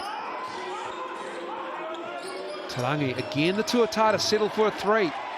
Good defense from the Sharks again, matching up well. Now 3 for 16 from behind the arc. McRae looking for options. Good denial. Burden's fouled by Cam Glidden. And a technical as well. For what? Must have said something. Maybe didn't like the runoff. You have to let players have an emotional reaction. You know, they're out there playing the game as hard as they can. I don't know what was said. If there's not something, if he's not using the magic 5-letter words, I just really dislike that team. You know, especially didn't look like a ton of contact there, but this is exactly what the Sharks need. I'd love to know what the 5-letter words are, but the 4-letter words.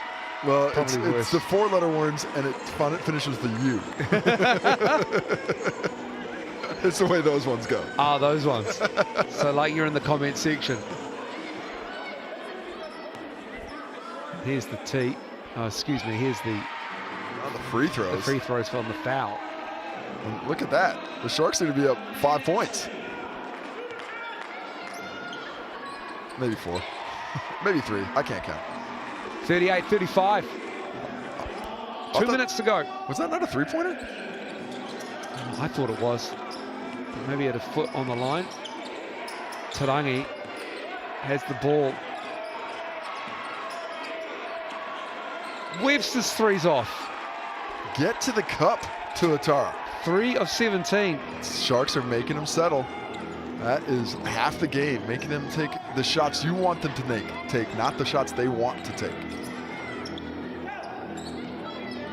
This is a really good three-point shooting team, the Tuatara. They're #1 in percentage. And they are definitely up there when it comes to three-point percentage as a rate as well. And that desperation three as the shot clock wound down almost went in. And then a foul on Rob Lowe, who received it. It will be Tuatara ball. Just the 4th team foul for the Sharks. Next one in the bonus for the Tuatara. Good strong box out there on a last-second shot. That can go anywhere, and Markel Lott's underneath. A lot of strength on the rebounding side of things.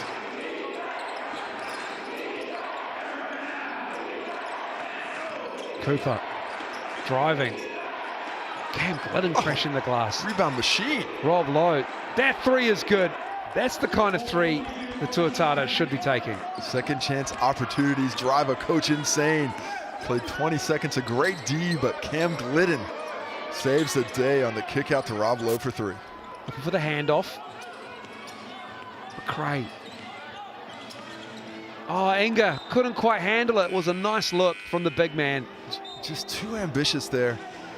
If he catches that one, what's he really going to do with it as we see a timeout now to the Tuatara with just under 40 seconds to go. The first one of the half, or sorry, the second one of the half for Auckland. Player timeouts also available for these two teams before the half. And hopefully both coaching staffs are reminding their players of that. Well, 38-38 is exactly where the Sharks would have hoped to have been. And I think coming to this one, if you would have asked them, are you guys going to be tied at 38 with less than a minute to go in the first half? If they were being honest, they'd probably say no. But that's why you come out and play the games. You work hard all week because you never know. Anything can happen once you get out in between those lines. Well, this is right in the wheelhouse of the Southland Sharks, with pace especially. And they average just over 72, almost 73 points a game. And they are in the bottom half when it comes to pace. In fact, they are 9th in the league for pace. Below them are the Airs and the Phi. And so holding the Tuatara to 38 is an exceptional feat. They have probably had a look at how they played against the Nuggets. That game was a blowout until the Nuggets made a run and they ended up winning that game by 9. But that was a slow game as well. That was an arm wrestle. They probably saw some things that the Nuggets ran, because that game was an 87-78 win to the Tuatara. So that was 8 points below their average, 9 points below their average as Webster gets to the cup with ease, and that's the player timeout called for the Sharks. A little surprised they called that timeout. mostly because now that changes the shot clock differential. There's 28.5 seconds in the game. Now the Tuatara are definitely going to have a shot. They're going to get the ball with 14 seconds left. Had they played that, if they had just let that sit on the sideline for 3 or 4 seconds, then picked it up and called, you know, you could have had the full 24 seconds for the last shot. But instead, calling this timeout. Let's see if the execution comes out well. Tuatara, hopefully they use their timeout to talk about the shooters and who's going to be going where. Who don't they want to shoot here? The answer to that is Zoe Burton. And he heads to the corner on the far side. Now he runs baseline. Cam Glidden on him. Enger gives it to Lots. Carpia matched up with Webster. Here comes Burton weaving his way through the key. Carpia looking to execute. Lots takes it. Misses everything. Cam Glidden shields Burton as he just watches it bounce out of bounds. 15.6. Will they call the player timeout, or will they just hold the ball for the final shot? They probably will. Well, they call it now. See, now what they did is they called the player timeout after the 15 seconds is run down. Now there's under 14 seconds. There's no difference between the shot clock and the game clock anymore. That's why they inbounded, just to get that extra time. Now they can talk about they want, but they can, if they want to, if they take care of the basketball, they can ensure that the last shot of the half will be theirs. That is a vet move from the Tuatara. That is a Tall Blacks core right there. Rob Lowe retired from international play, of course. Only recently, though. Glidden, the former boomer, inbounds the ball. Oh, zone defense here. Nice, good ploy from the Sharks here. A lot of zone employed as Webster gets to the cup. Off the glass and in. Corey Webster. There's death taxes and Corey Webster with the ball in his hand in the key.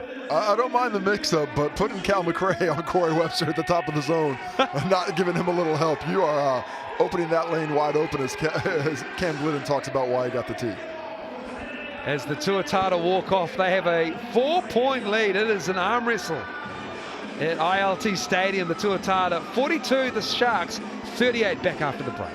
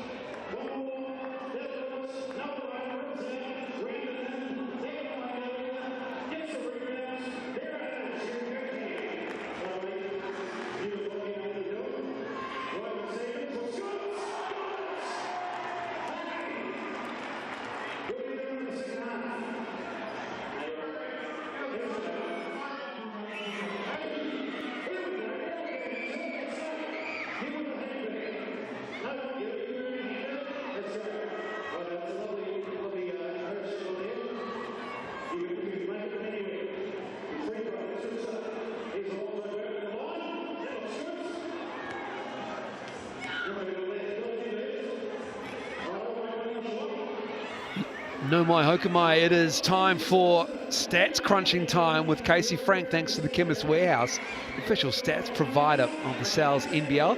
Tuatara with this 4-point lead, Casey. And as we go through what the players are doing, we'll have a look at what the teams are doing as a whole. Well, first, of course, Caleb Asbury off to a fantastic start. 12 points in the half. Corey Webster with 14, too late, which really broke the back of the Sharks there. Tom Vodanovic also in double figures. Zoe Burton playing well up to those 8 points, as is Rob Lowe on 8 himself, going off to the rebounds, where overall we have a 19-23 disparity. The Sharks up. 6 rebounds for Braden Inger. Fantastic start for him at 3 rebounds and about the offensive rebounds in the first 3 possessions. Caleb Asbury, 6 rebounds as well, on his way to a double-double. Rob Lowe, Tom Vodanovic leading the way for the Tuatara with 4 apiece. You need to get a little bit more active on the offensive glass themselves. The assist games, Cal McRae had a couple of turnovers, but doing a nice job of facilitating, especially from that elbow. And Corey Webster, Cam Glidden, 3 assists apiece for the Tuatara. Onto the defensive side of things, starting with the blocks. Just the 1 block in the game. Caleb Asbury doing a little bit of everything for the Sharks today. Onto the steals, he had 3, did Caleb Asbury, and Rob Lowe, Tom Vodanovic, 1 apiece. And that's where the individuals are lying. On the team side of things, it's not too shabby for the Sharks here in this one, Moles. It certainly isn't. Shooting 40%, they're not a great field goal shooting team. That is right on their average. They are last in the league at 39.8% on average, but they've held the Tuatara to just 44% on the road here, and that is a big reason why, as their 3-point shooting is 4 for 18 at the half, 22% for the Tuatara, and the 3-point shooting for the Southland Sharks not much better at 20%, 3 of 15, but their defense has been good. They actually hold a +3 rebound advantage with 23 boards for the Sharks. And still people can vote, and a lot of people starting to go towards the Tuatara again to win this game by 1-24. That is a big margin. Auckland came into this game shooting 34.9% from the 3-point line. That's good for first in the league. First in the league coming in this one. So to be down at 22, that is a fantastic job by the Sharks to get in things difficult. On the negative side of things, they're not having that same success when the Tuatara, who go onto the interior and try and score. They're 12 for 18 at 66% inside that 3-point line, compared to 54% for the Sharks, which is pretty good for them. You know, they're shooting sub 40 on the season, so to be up to that level is probably as good of an efficiency as the Sharks have played with in quite some time. Well, the Sharks, they let teams shoot 33.6% from deep, and that is good for 9th overall in 3-point line defense. And teams have a field day shooting against the Sharks at 49.4% on average. That is the worst field goal percentage defense in the league, but they have done an excellent job in the first half. What will they have up their sleeves for the second half, the Sharks?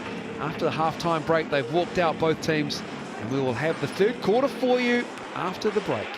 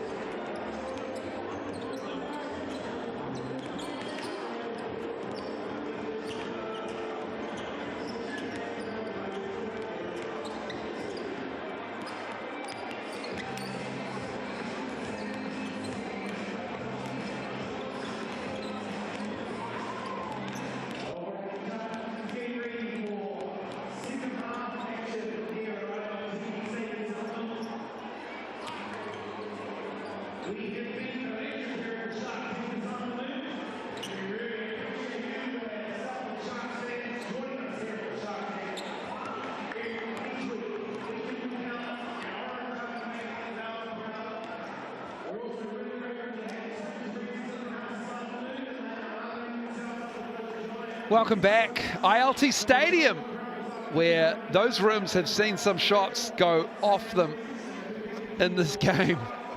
It's been a bit like that. It is a low-scoring affair, just 80 points in total in this game, but the Southland Sharks doing a job on the Tuatara's high-flying offense.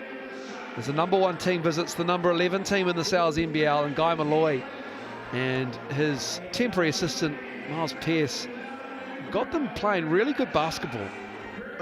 It's a testament to the coaching job that Guy Malloy has done, that hasn't lost the squad yet. They're still out there playing hard. They're doing the things that they're being asked to do. And, you know, when you lose this many games in a row, it can get depressing, and you can lose concentration. You can start going your own way as a player. But despite all that, the Sharks against the top team in the competition right in this ball game today. And you've seen that's changed them opinions. The Sharks by any margin up to 8%. What was a lot of people thinking that the Tuatara are going to win by 25 plus no longer is the case. Of course, you can change that in the mix and pick now. If you chose by over 25, you can change that. Did you know that, Moles? I did know that. Well, that's why you've been beating me in the mix and pick lately, eh? No, man, I stick to my picks. Sure. I picked Tuatara 1 to 24, and I'm proud to say that. Good. I'm glad you're proud. And you've changing yours now. I can Obviously. see what you're doing. Why wouldn't I? I think the Tuatara will win by 26. Sharks by any margin, 8%. Make your votes there with the QR code, or go to mixandpick.com.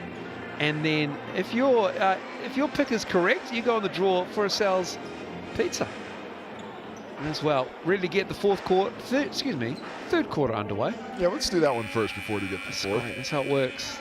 Always rushing to the end. Enjoy the journey, Moles. Thank you, Casey. It is a journey working with you. The young fella, can we have a photo this time? Nope. Nah, out of here. That's been my favorite moment.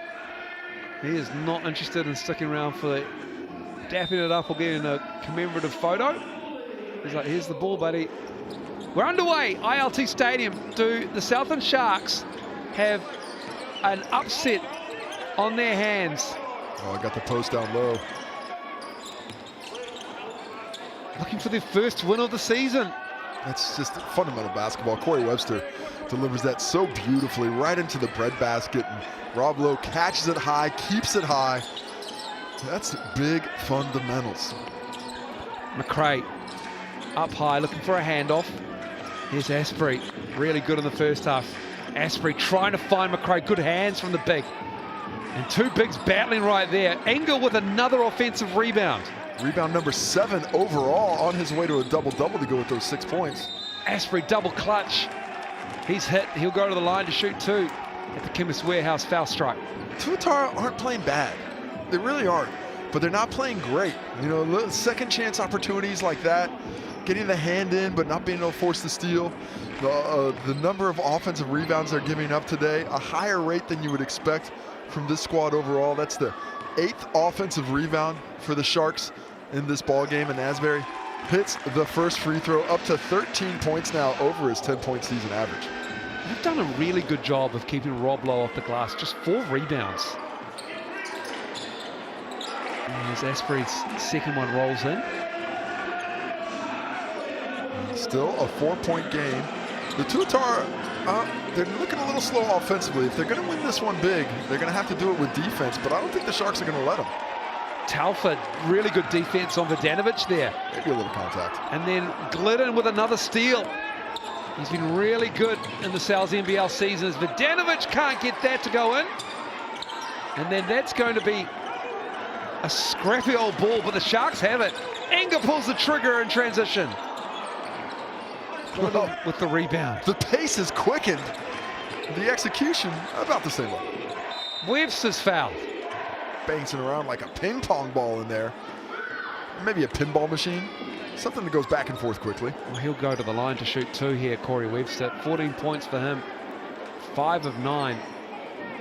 Overall, this Tuatara team have been cold from deep.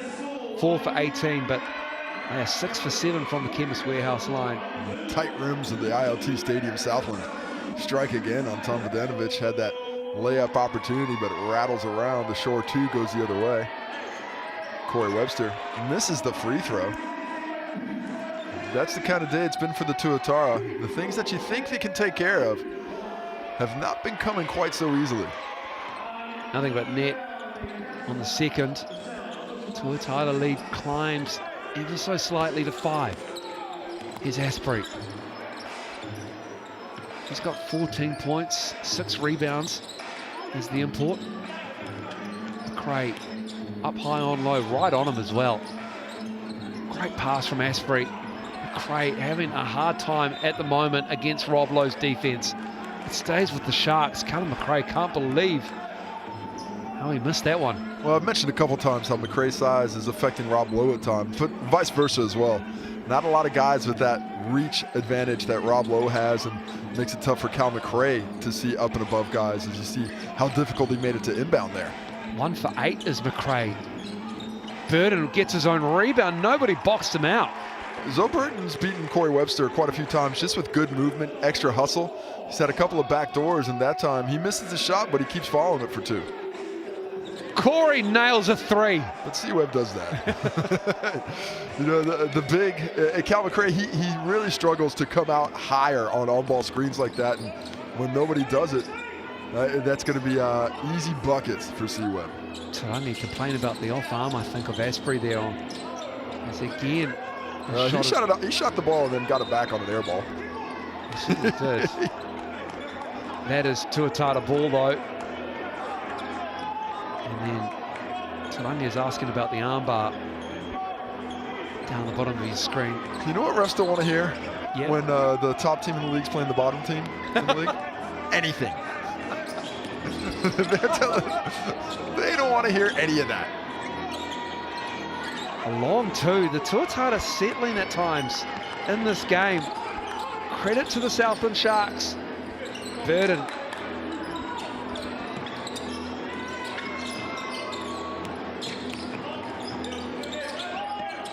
The height of Lowe troubling Burden, and then a turnover. Great hustle by Rob Lowe there. As Zoe Burton, he had the angle, he had the line, and we saw Rob Lowe really sprint into position underneath to take away a layup opportunity for Alonzo Burton, and then eventually forced a turnover. It's those little hustle plays. They don't look like much on the court, but the difference between buckets and no buckets. Lowe to Webster. That's good D there. It's really good defense. Always hands up, always challenging, trying to stick to the player as much as possible. Anger the other way. Anger up to 8 points now, 7 rebounds. Is that a technical or a delay of game? I think it should be a technical. It was in the hands of Cam Glidden. He's trying to inbounds. No whistle apparently. Okay.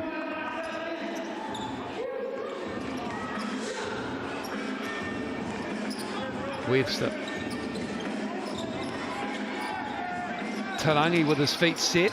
Still don't have their eye in. Vidanovic Except for C-Web. gets the up fake. Vidanovic in the corner. He does love a corner. Close out almost from Lotz until he fouled him.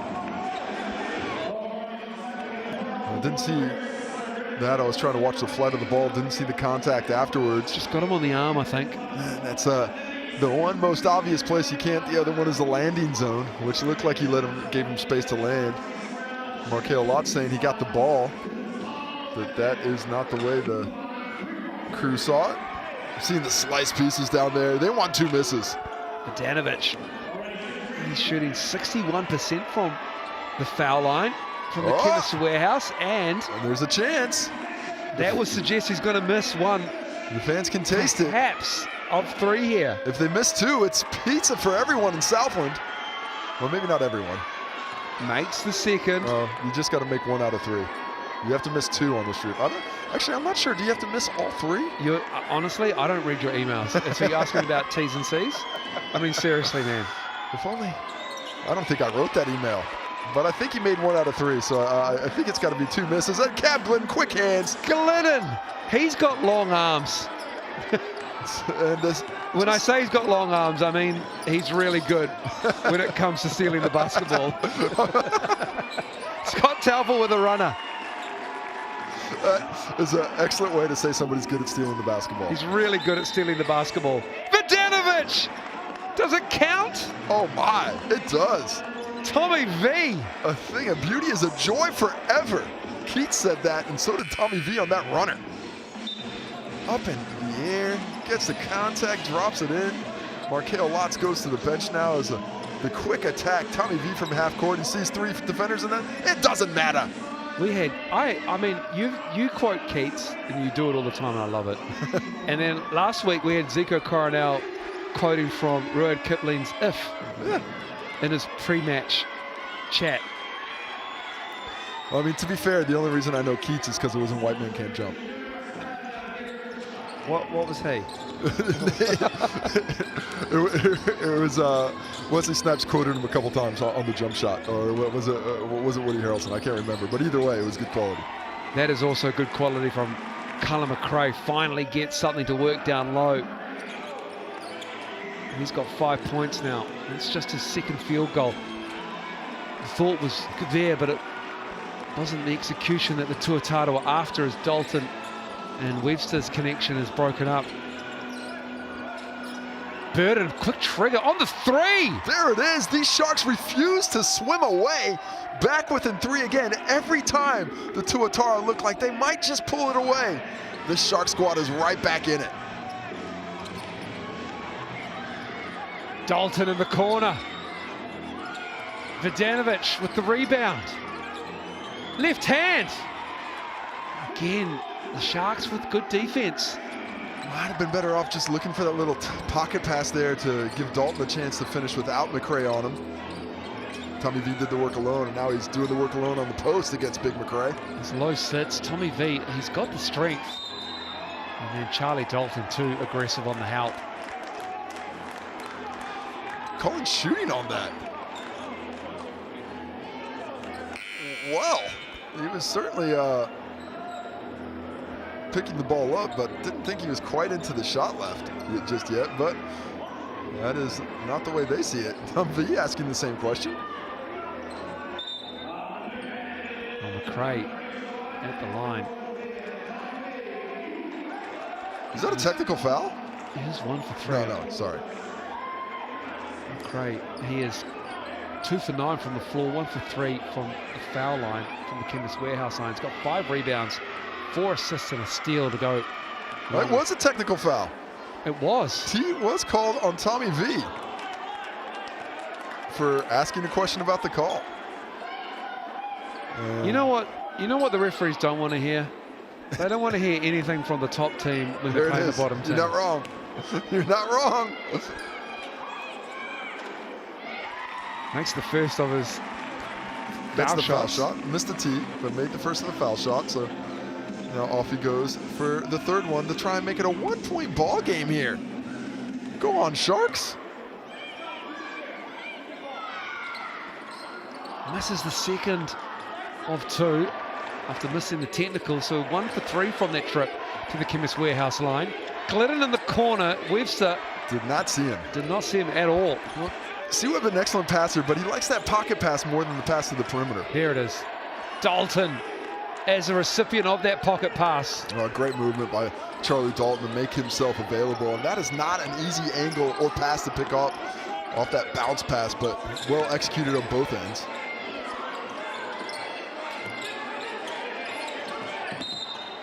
Nice job by McRae to just rip through a tight defending Rob Lowe. Obvious foul there. And he created that contact, realizing that Rob Lowe was a bit too tight on the rip through. That is the 4th team foul for the Tuatara with 4:02 to go. And then the bonus. And it's Burden turning the corner. That floater won't go. Tenuous 4-point lead for the Tuatara with the ball. It's Webster finding Glidden. Sees him that time. Webster finds Lowe over Inga, rattles it in. Just a great extra pass.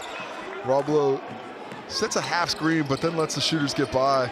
2 defenders there. Corey Webster makes the correct choice, and that's the 5th foul by Tukaha Cooper. Just not a good foul. He's been pretty aggressive with the on-ball, Tukaha Cooper. You have to understand time and place. In the latter half of a quarter, you're probably going to be in the bonus. You want to play that, save that tight D for around the basket and scoring opportunities. When you do it, 45 feet from behind away from the basket, you're just asking to give them easy opportunities for a team that's been struggling to score a little bit. Asprey gets the roll. He's 3 for 3 now from the Chemist Warehouse line.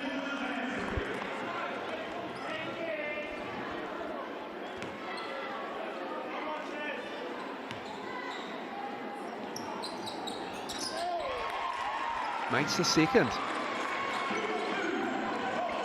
As Ruben Tarangi and Markel Lotz got tangled up. What a difference this game and the last time these two teams played up in Auckland. It was 96-56 to the Tuatara. Taufa commits Southland's 4th team foul as he tied up Rob Lowe's feet. You mentioned that score a few weeks back, and the 40-point deficit that the Sharks ate. Well, that did not affect their confidence coming into this one. They're still right there. They've got to have that belief, though. They're on 54 now, the Sharks. They had 54 at Event Finder after 4 quarters. Tarangi's 3 is good. A rare 3-point make for Ruben Tarangi and the Tuatara. Ruben's not shooting the ball particularly well from deep. That was his first make of the day. He's got 31% on average. He's a pretty decent 3-point shooter. He's not a volume shooter by any stretch of the imagination from downtown. Burton's 3 rattles down.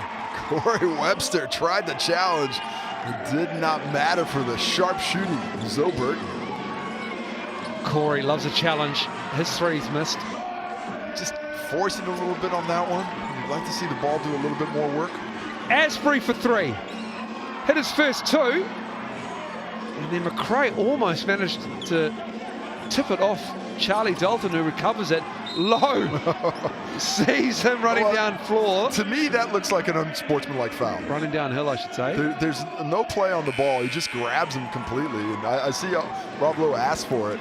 It's not about if it's a hard foul or if it's not a nice foul. It's about if there's a play on the ball, but apparently there was. And we're going to see 2 free throws here because we're in the bonus. Here it is, Rob Lowe. He sees McRae on his heels, and then maybe with that left arm, there was a gesture towards the ball, but Rob Lowe's ball don't lie.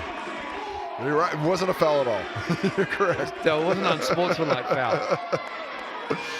It was a tackle. It was a tackle. Well tackled. Just his second as well, McRae, foul-wise, as Lowe makes his second from his trip to the Chemist Warehouse line. Asprey with the ball. Down 5, the Sharks. Can they come up with a big win here with 2 minutes and 15 to go in the third? Markel Lotz. One-on-one with Vidanovic. Lowe comes over. Markel Lotz off the glass and in. Right, he's just been strong down low. Really taking his time when he gets those catches. The Tuatara happy to play on the side. Let him go to work once he gets the catch as well. That's a carry. Double dribble, actually. It is. Wanted to make that pass up high. And once again, the Tuatara cannot break away from this Shark squad. 7th turnover for the Tuatara in this game. And it's, if you're Coach Aaron Young, you can deal with the ones that the Sharks are creating, but those unforced errors, those drive you crazy when you're coaching. Back to the post on Lotz. Oh, Markel Lotz was fighting for position while Caleb Asprey just delivered an elbow into this defender, and that's 4 on Caleb Asprey as well. We saw Ruben Tarangi ask for that foul while he was dribbling a little bit earlier in the game. Rob Lowe asked for it on that layup where he had that off arm coming out, and finally comes to fruition. And the 4th foul for Asprey, but they leave him in the ball game. Scott Taufa's got 4 fouls as well, and that's an offensive foul this time on the Tuatara.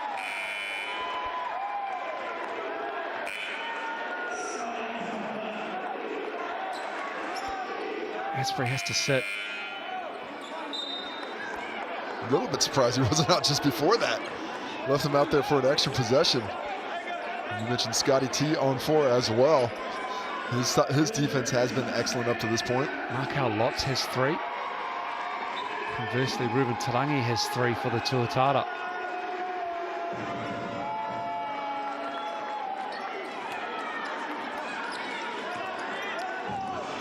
Can tie with a 3. Can the Southland Sharks? Tariki Kapia with the ball. Telfer in the corner. That's good, Scott. Telfer ties it up. And the crowd's going crazy. They love it. The winless Shark squad taking on the giants of the competition. Top of the ladder, the Tuatara all tied up with a minute to go in the third. Look at the hustle. Rob Lowe dives on the floor to tie up Kapia, who saw him coming. Call a player timeout, maybe. You want to keep that for the fourth quarter. Yeah. In this ball game right now, you want to keep that under your inside your to-do list. You don't want to use that one up here in the third. And we'll take another look at this Corey Webster pass. No angle on this one. Nice job by Matariki Kapia to get back into it, hustle back onto the play. But that possession stays with the Sharks here, but goes to the Tuatara to begin the fourth because of the hustle of Rob Lowe getting back into play. Travel is called. Shuffled his feet as he passed it, apparently. Yeah, I wasn't watching the feet there. I was looking down low at that contact down low between Watson and Vodanovic there, having a little bit of a scrap. 11th turnover of the game for the Southland Sharks. Tuatara have 9. Well, just 5 and 4 at halftime for these two teams. So it really... Again, the Corey Webster pass broken up. Just no angle there. That's a tough one to try and get in. Big possession here with time winding down in the third. Markel Lotz to give them the lead. And that's going to come off Rob Lowe's hand, according to the coin referee. Rob Lowe wants contact, but that's just a normal box out by Cal McRae there. I don't think that's a foul. I think that's a good no call underneath. Because guys are going to be mixed up. He's reaching over his body to try and get the basketball. He does go to the ground because of the contact, but contact's a part of the game down low.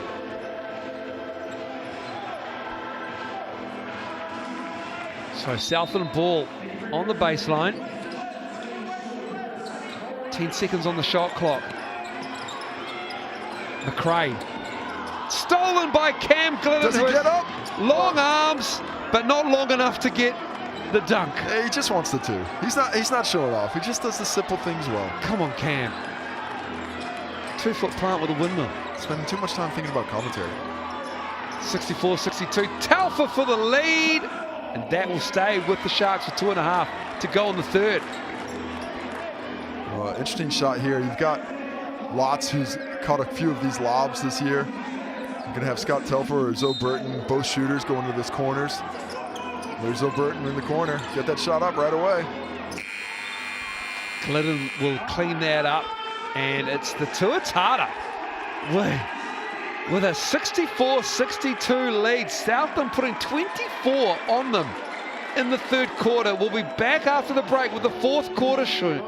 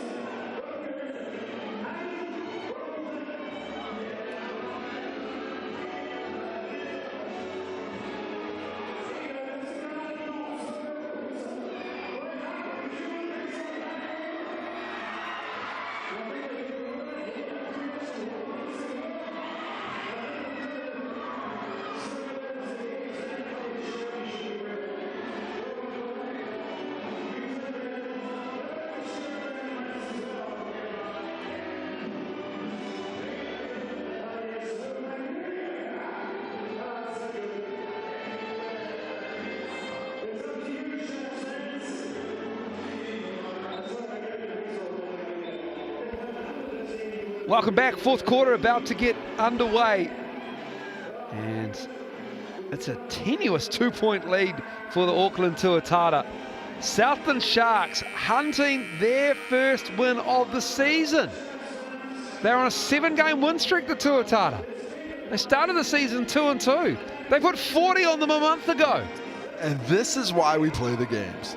Because if we did it on paper, nothing surprising would ever happen. But here we are, heading into the fourth quarter. Appetite's built up. Order yourself a pizza. Use that QR code to get the deal, or use the slam dunk as the online code. Because we're not seeing a lot of slam dunks. We're seeing great defense between two teams who are determined to walk out of Southland Stadium, ILT Stadium, with a victory. Underway. Webster. Tarangi.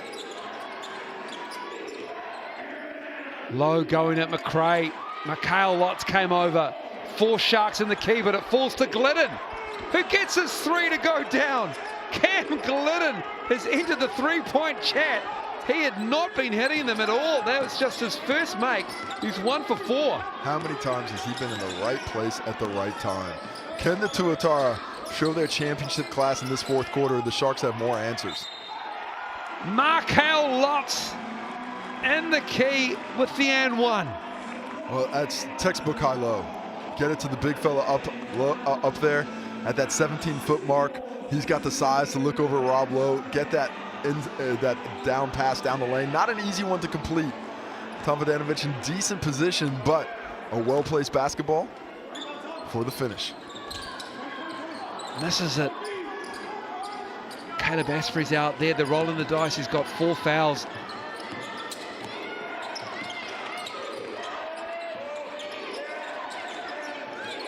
Tarangi over the top of that low screen. Had a look.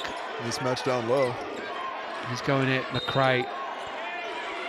And is that going to be a foul on McRae? I'm not sure, didn't see who the call was on, but most likely McRae. As not only did they have a mismatch down low, but the speed mismatch with Cal McRae trying to stay in front of Ruben Tarangi. Turns on the jets, puts on a little bit of after boosters to get to the cup. Try and stretch this lead back to 5.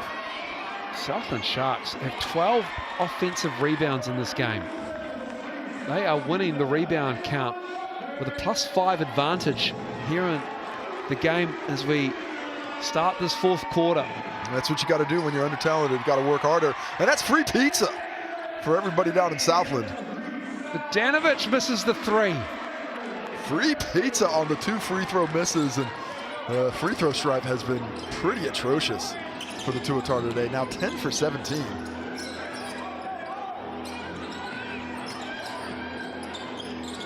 Asprey, stolen by Lowe. Webster, beautiful pass. Oh, that's great basketball. Nice finish from Lowe as well. That's the pace you love to see the Tuatara play at. They've had so much success when they've been able to force turnovers and start pushing it with pace the other direction. Lead is 6. I'd love a 3 here. Need a bucket. Push off by McRae. Takes a long 2. Cullen McRae. Rangy is Cal McRae with the 17-footer as Rob Lowe tried to bait. Oh, that's the 5th foul on Asbury. That is, I'm sorry, Caleb Asbury, but welcome to Rob Lowe's world. Caleb Asbury. He's trying to let his teammates know, don't put me in the huddle. That's my day done. I'm done. And Scott Talford with 4. He comes out there now. Except they've subbed the wrong guy. I don't think they realize that Asbury's day is done just yet. They've got 4 players out there, but one of them's fouled out, so they can't start going just yet. Who's your game MVP? It's Caleb Asbury currently with the folks at home. Matariki Kapia, he's in the game now. But as Asbury sits with 70% of the fan vote, that might change. Oh, just runs into Rob Lowe when he didn't need to. Now he's done for the day. Nice catch with the mismatch. And then a timeout for Guy Malloy.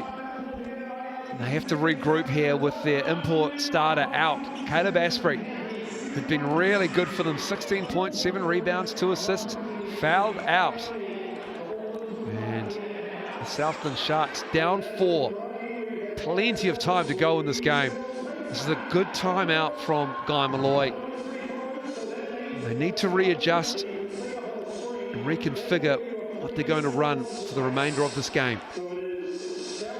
Well, to me, it's about pace. The Tuatara have been at their best when they picked it up and they pushed things a little bit. And the Sharks, they want things a little bit more under control. When they get those live ball turnovers, that's turned into opportunities for Auckland. When they've been able to limit those and really work things in the half court, they've been a little bit more successful. So how can they continue to create those opportunities? They don't want to get rushed. They can't get sped up at this point in the game with under 8 minutes to go. They have to play with the same level of confidence and while being under control as they have up to this point in the ball game. I reckon that box is empty. We'll see. Are we gonna? Oh, let us know. God, what a tease! Thought he was going for a pizza. I mean, who touches a pizza box without eating it? You know you're hungry. You get your large 5 boroughs pizza for $25. That's great value. What I want to know is how much does that Placemaker Sharks hat go for? That's a good question. Is that rated for safety? Can I wear that on site? Yeah, you can. I imagine you can. I love the fact they're signed as well. Well, they know how to do the boxes right down in Southland. Inverse puts it on. I mean, the fact that Cullen McRae, number 45, has signed one of them, that really sums up hard hat work from him. He has been battling down low. They've done well, the Tuatara, to keep him off the glass with 5 rebounds only in this game so far. But how about McRae on a little bit of the triple-double watch if he could get some boards? 8 points, 5 rebounds, 6 assists on the day. Oh, I love it. Put it out on socials. Cullen McRae, triple-double watch. Of course, it's just a triple single for now, so he's got to get a couple more of those doubles, but still. Back underway. Oh, that's a travel. Anger almost dribbled it out. Picks up his dribble, fires it off. That was Vidanovic, a comedy of errors here. That was a difficult possession. To get the games restarted. And you see how different things look when the Tuatara bring up that pace, and Tommy V is letting him know about it. Got a lot of love for Tommy B. He has not changed a day since he was a young fella in his teen years practicing with the Saints as part of the wider squad. Always had that hustle, always had that joy for the game. Just having a quick. I think they were talking about timeouts. Not sure though. And they're just talking about timeouts probably on the scoreboard in the venue, maybe? Anyway, we're not privy to these conversations, unfortunately, so... Oh, fouls. Fouls, perhaps. They're getting the fouls right, so put an extra foul on the board. Just might have missed it in the stats call up there previously. Yeah, it'll be an extra foul probably for the Southland Sharks because Guy Malloy's up there. They're not looking too happy about it. Well, you never like extra fouls. No, you don't, Casey, you're right. Asbury did get that foul. There's one, and there was another one in there somewhere. That's good from you. That's good analysis. That's why there's 2 up on the scoreboard. Do you want me to go through it all? No, I definitely don't. Let's just get to the game. Good. There's Cullen McRae with the personal foul, actually. Better pressure than we've seen from the Tuatara. Travel called. Unfortunately. They've been quick on some of these travels. I wonder if there wasn't a point of emphasis on that one as well. Turnovers mounting up for both teams. As you mentioned, both teams in double figures. That's the 14th now for the Sharks. Tuatara on 10. Webster can make life really difficult here if they have a 3. Even though there's plenty of time left. Without one of their main players, Caleb Asbury, Glidden with the trigger. Knocking it down, and just like that, the lead is 8. It'll be the biggest lead of the game for the Tuatara. 8 points the difference. Suddenly things feel a little tighter for the Sharks. How do they execute under pressure now? They've had a lot of freedom. Things were close, but now they have to score to keep pace. And the Tuatara defense more determined. Burden off the dribble. Low with the rebounds. And you see the Tuatara slowing things down. An 8-point lead. Can they stretch it out to double figures? Webster looking for the cutting low. Great two-man game. Danovic for three! That's such a good two-man game. He's blowing the game wide open. Corey Webster, Tom Vodanovic, the connection gives them an 11-point lead.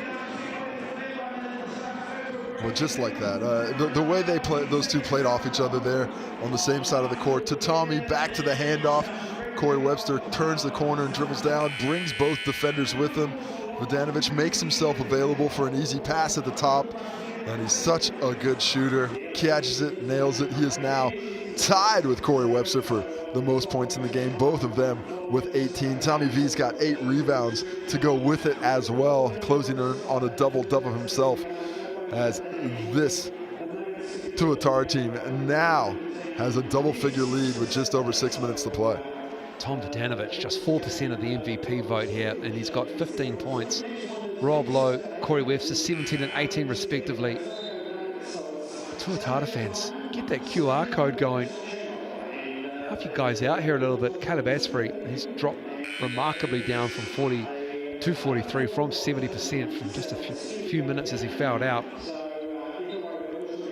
11 is the lead for the Tuatara. You can either use that QR code or go to mixandpick.com. And Sal's Pizza on the line for correct entries. One of you will get it.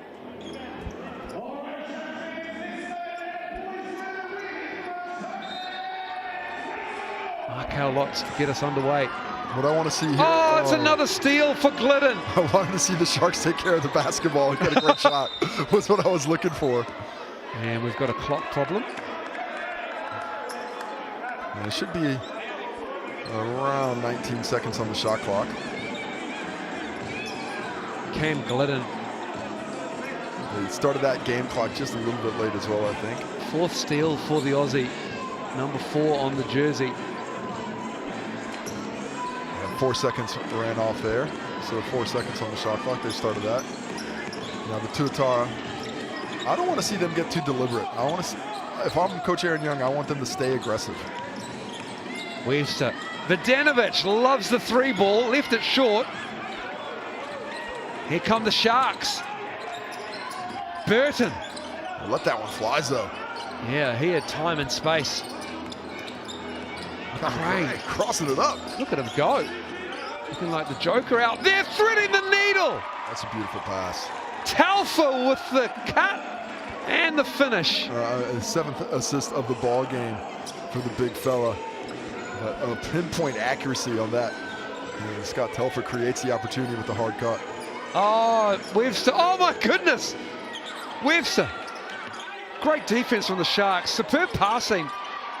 There's a force to Vodanovic. Gets the block, and Burton right in his landing zone as Tommy V stays down. Vodanovic will shoot 3 from the Chemist Warehouse line.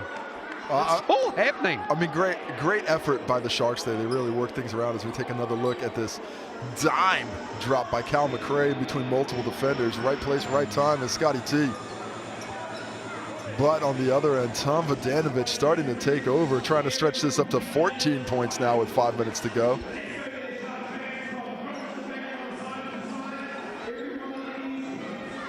Tommy V at the line. He's 3 of 5 from the Chemist Warehouse line. Make it 3 of 6. The iron unkind at the stripe today. Tuatara, I mean, you can see the second game of the week on him. His legs are tired. You're in the deep south. They know how far they are from Auckland. It's like Superman being away from the sun. This is the midpoint of the season. That's exactly what it is. There's not enough flat whites down there for him. It is the midpoint of the season, Casey Frank. This is their 12th game. They have a pretty good run home. And they knew that from the start of the season. Even after game 1 against the Saints, you talk to them after the game and like, look, we just got to get to the end run. We got a lot of games at home. They barely leave Auckland for the month of June. Their only road game is in Franklin. So they are sitting pretty if they can walk out of this trip with their second win of the week. McRae up high, 2 to shoot. McRae almost banked it in. Low with the board. Lots on him, goes down. Rob Lowe And one for Rob Lowe. Rob Lowe. Frustration for the Southland Sharks, but a sense of inevitability in the fourth quarter here as the Tuatara are doing a job on them. Look at Rob Lowe going everywhere. Might have been a foul there. Definitely a bit of an arm slap there by Cal McRae. Couldn't keep his arms straight, but Rob Lowe, he's saying, you know what? I'll do it myself. A few scratches on the chest, few scratches on their arm. Wouldn't have it any other way. You don't know you're playing basketball otherwise. Is that a technical foul as well? It is. And Rob Lowe says, you don't get it, Cam Glidden. I'm shooting this one. Is that 4 technicals in this game? So it should be 81-68 and it should be 82-68. Yeah, the score, unfortunately, is just a bit off right now. And Lowe to complete his three-point play opportunity. There we go. Catches up. They haven't added the 2 points on the make yet, though. No, they haven't. So that should be 83 on the make, but he doesn't make it. Should be 82, and they haven't given him the points. Webster. Glidden. Oh, the look away to Dalton and in. Is that 16 points now? They just found a way to get out of trouble, didn't they? The Sharks worked so hard for so long, but it's just getting unraveled here down the stretch. As soon as Asbury went off, and Webster's called for the foul, too aggressive, trying to steal it. And you're right, Casey. Do you know why it's a 4-quarter game? I don't want to know why. Tell me. Is it because James Naismith said it had to be that way? I'm not exactly sure. I'm pretty sure it was a 2-half game. But you've got to play for all quarters. Burden misses. And it's not to say the Southland Sharks haven't, but with a short rotation, just the one import to start the game, Markel Lott's off the bench, and it hasn't been a happy hunting ground in the fourth quarter so far for them. Just 6 points in the fourth quarter for the Sharks.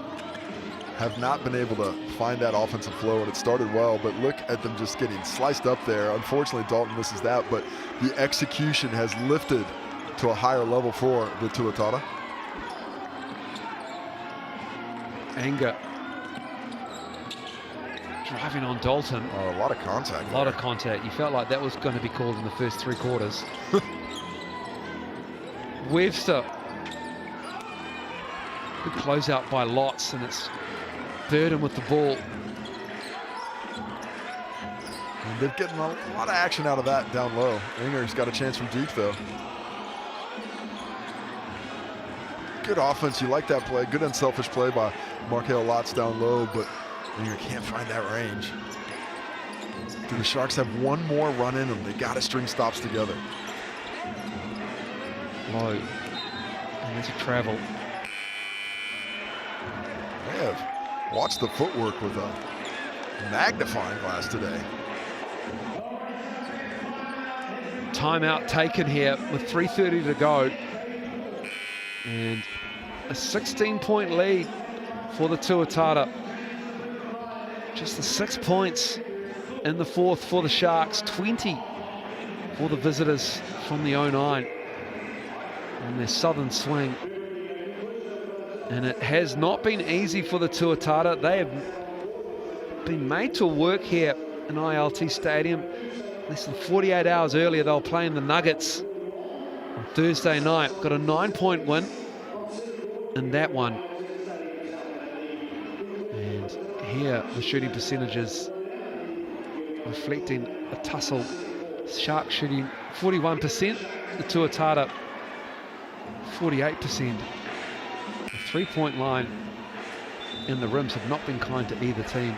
The Tuatara, who shoot 35%, lead the league in shooting percentages from deep. Just 30%, 9 of 30. And the Southland Sharks, they are last in the league for hitting the long ball, even though Zoe Burden has been really good. He has been a lone wolf from deep. They have shot 24% from 3. Zoe Burton not finding the arc with the regularity he normally does. Just 2 for 10 from beyond the arc today. They've done a job on him, that is for sure. So they've certainly had him circled. He's still got 16 points. He's done a nice job of using that defensive pressure it's on them to find some backdoor cuts. But it's the 3 ball they need now. Got to make up points in a hurry. They've got any kind of hope of clawing back their way into this one. Ben Hall out there for the Sharks. Corey Webster picks up another foul. Out on the cut for Telfer. That's Corey Webster's, that's just his second. He's had 2 in the last couple of minutes. I wanted to call him the other way. The official saying, you're up 16. Let's just get to the end of this one, Corey. Complain later. Complain on socials. Ben Hall pulling up, front of the rim. Engel with the rebound. Burden. Deep! Deep 3 for Zoe Burden. He's rangy. There's the ball, there it is. Corey Webster. Just crossing up. I thought they were going to use some shot clock, but not the case. The attack. Takar Cooper's 3's off, but Lowe will pull the trigger on the offensive rebound. Oof. And Rob Lowe hits from deep. Lead is 16. Well, there's a bit faster than I'd play if I was Tuatara in speed. I want to use that shot clock every time. Just get out of here, fewer possessions. Let's just get out of here without injuries. There's a nice, tough drive there, and Tuatara gained possession again. And Corey Webster still finding some pace. Looking to dance with Ben Hall. Webster off the glass and in. Up That's to 20, pretty. Up to 20 points now. You got 18 points the difference in this ball game. 2 minutes left to play. The league's 4th leading scorer. And Corey Webster averages 22.6. McRae, it's been a tough night for him scoring the ball. Most of it goes through him up high. Ben Hall looking to operate with him. Low with the defense. And Callum McRae empty-handed on that one. 89-71, an 18-point lead. Rob Lowe loves it. Knocking down another 3. Rob Lowe loves it. You got to guard him out there. 21 now. Feeling like this. Oh, Cam Glidden. Oh, just blood in the water for the Sharks.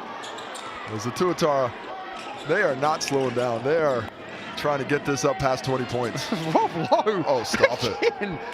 Flat track bullying the Sharks right now. Stop it. They have drained the water of the Shark tank. So, Glidden's going for steals. Enger's fouled. Brandon Engel will go to the line to shoot 2. Auckland is not showing a lot of kindness in this one. They're up to 95. They average 95 coming in. They had 42 at the half, and it didn't look like they were going to have 95 after the half of basketball we saw. It don't matter. It does not matter. Anger misses that. Did you change your tip to 1 to 24 to 25 plus on the mixing tip? I did. Change it back. Can you change it back now? I don't know. Anything's possible. Hold the ball, Ruben Fitzgerald. I went 1 to 24. Don't shoot it, Charlie. Hold on to it, Chris. To Kaha. Charlie Dalton for 3. Misses that. Great rebound, Callum McRae. 23 points the difference with under a minute to go.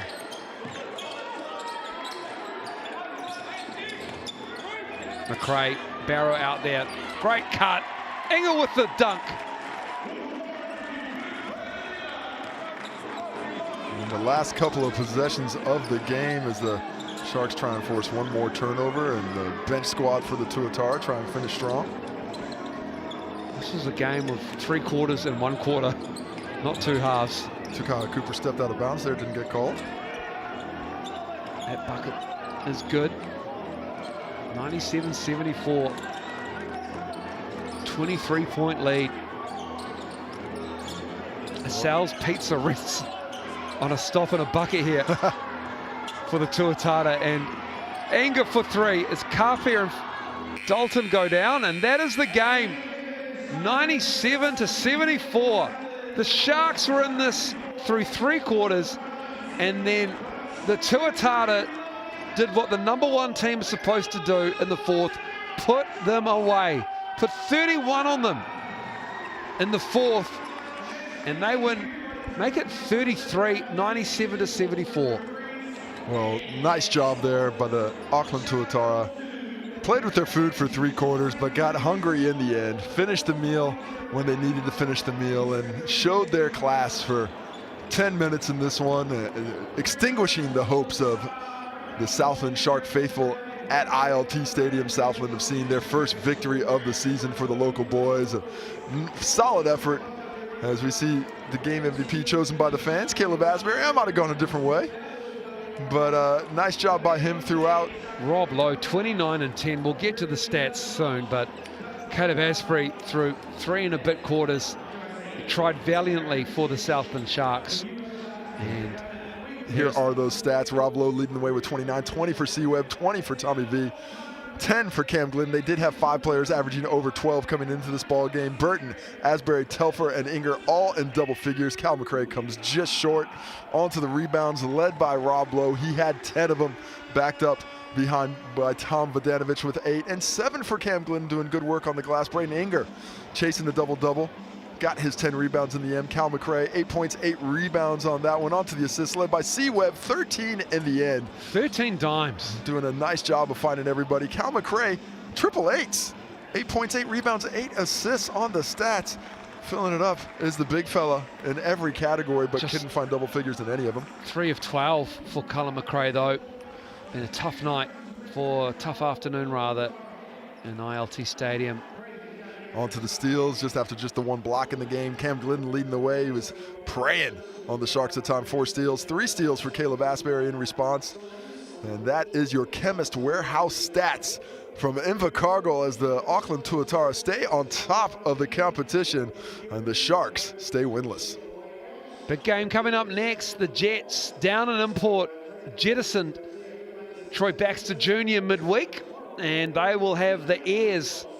And then tomorrow, a big game, midday tip between the Bulls and the Saints. And to round out round 8, Sunday night, the Giants host the Phi. On behalf of Casey Frank and the Sky Sport crew, stick around. The Airs and the Jets will be up soon in their Rapid League game. But for Casey and I, we are done here. It has been a 97-74 win to the Tuatara. Hope you enjoy the rest of your weekend. Paul Martier, good night.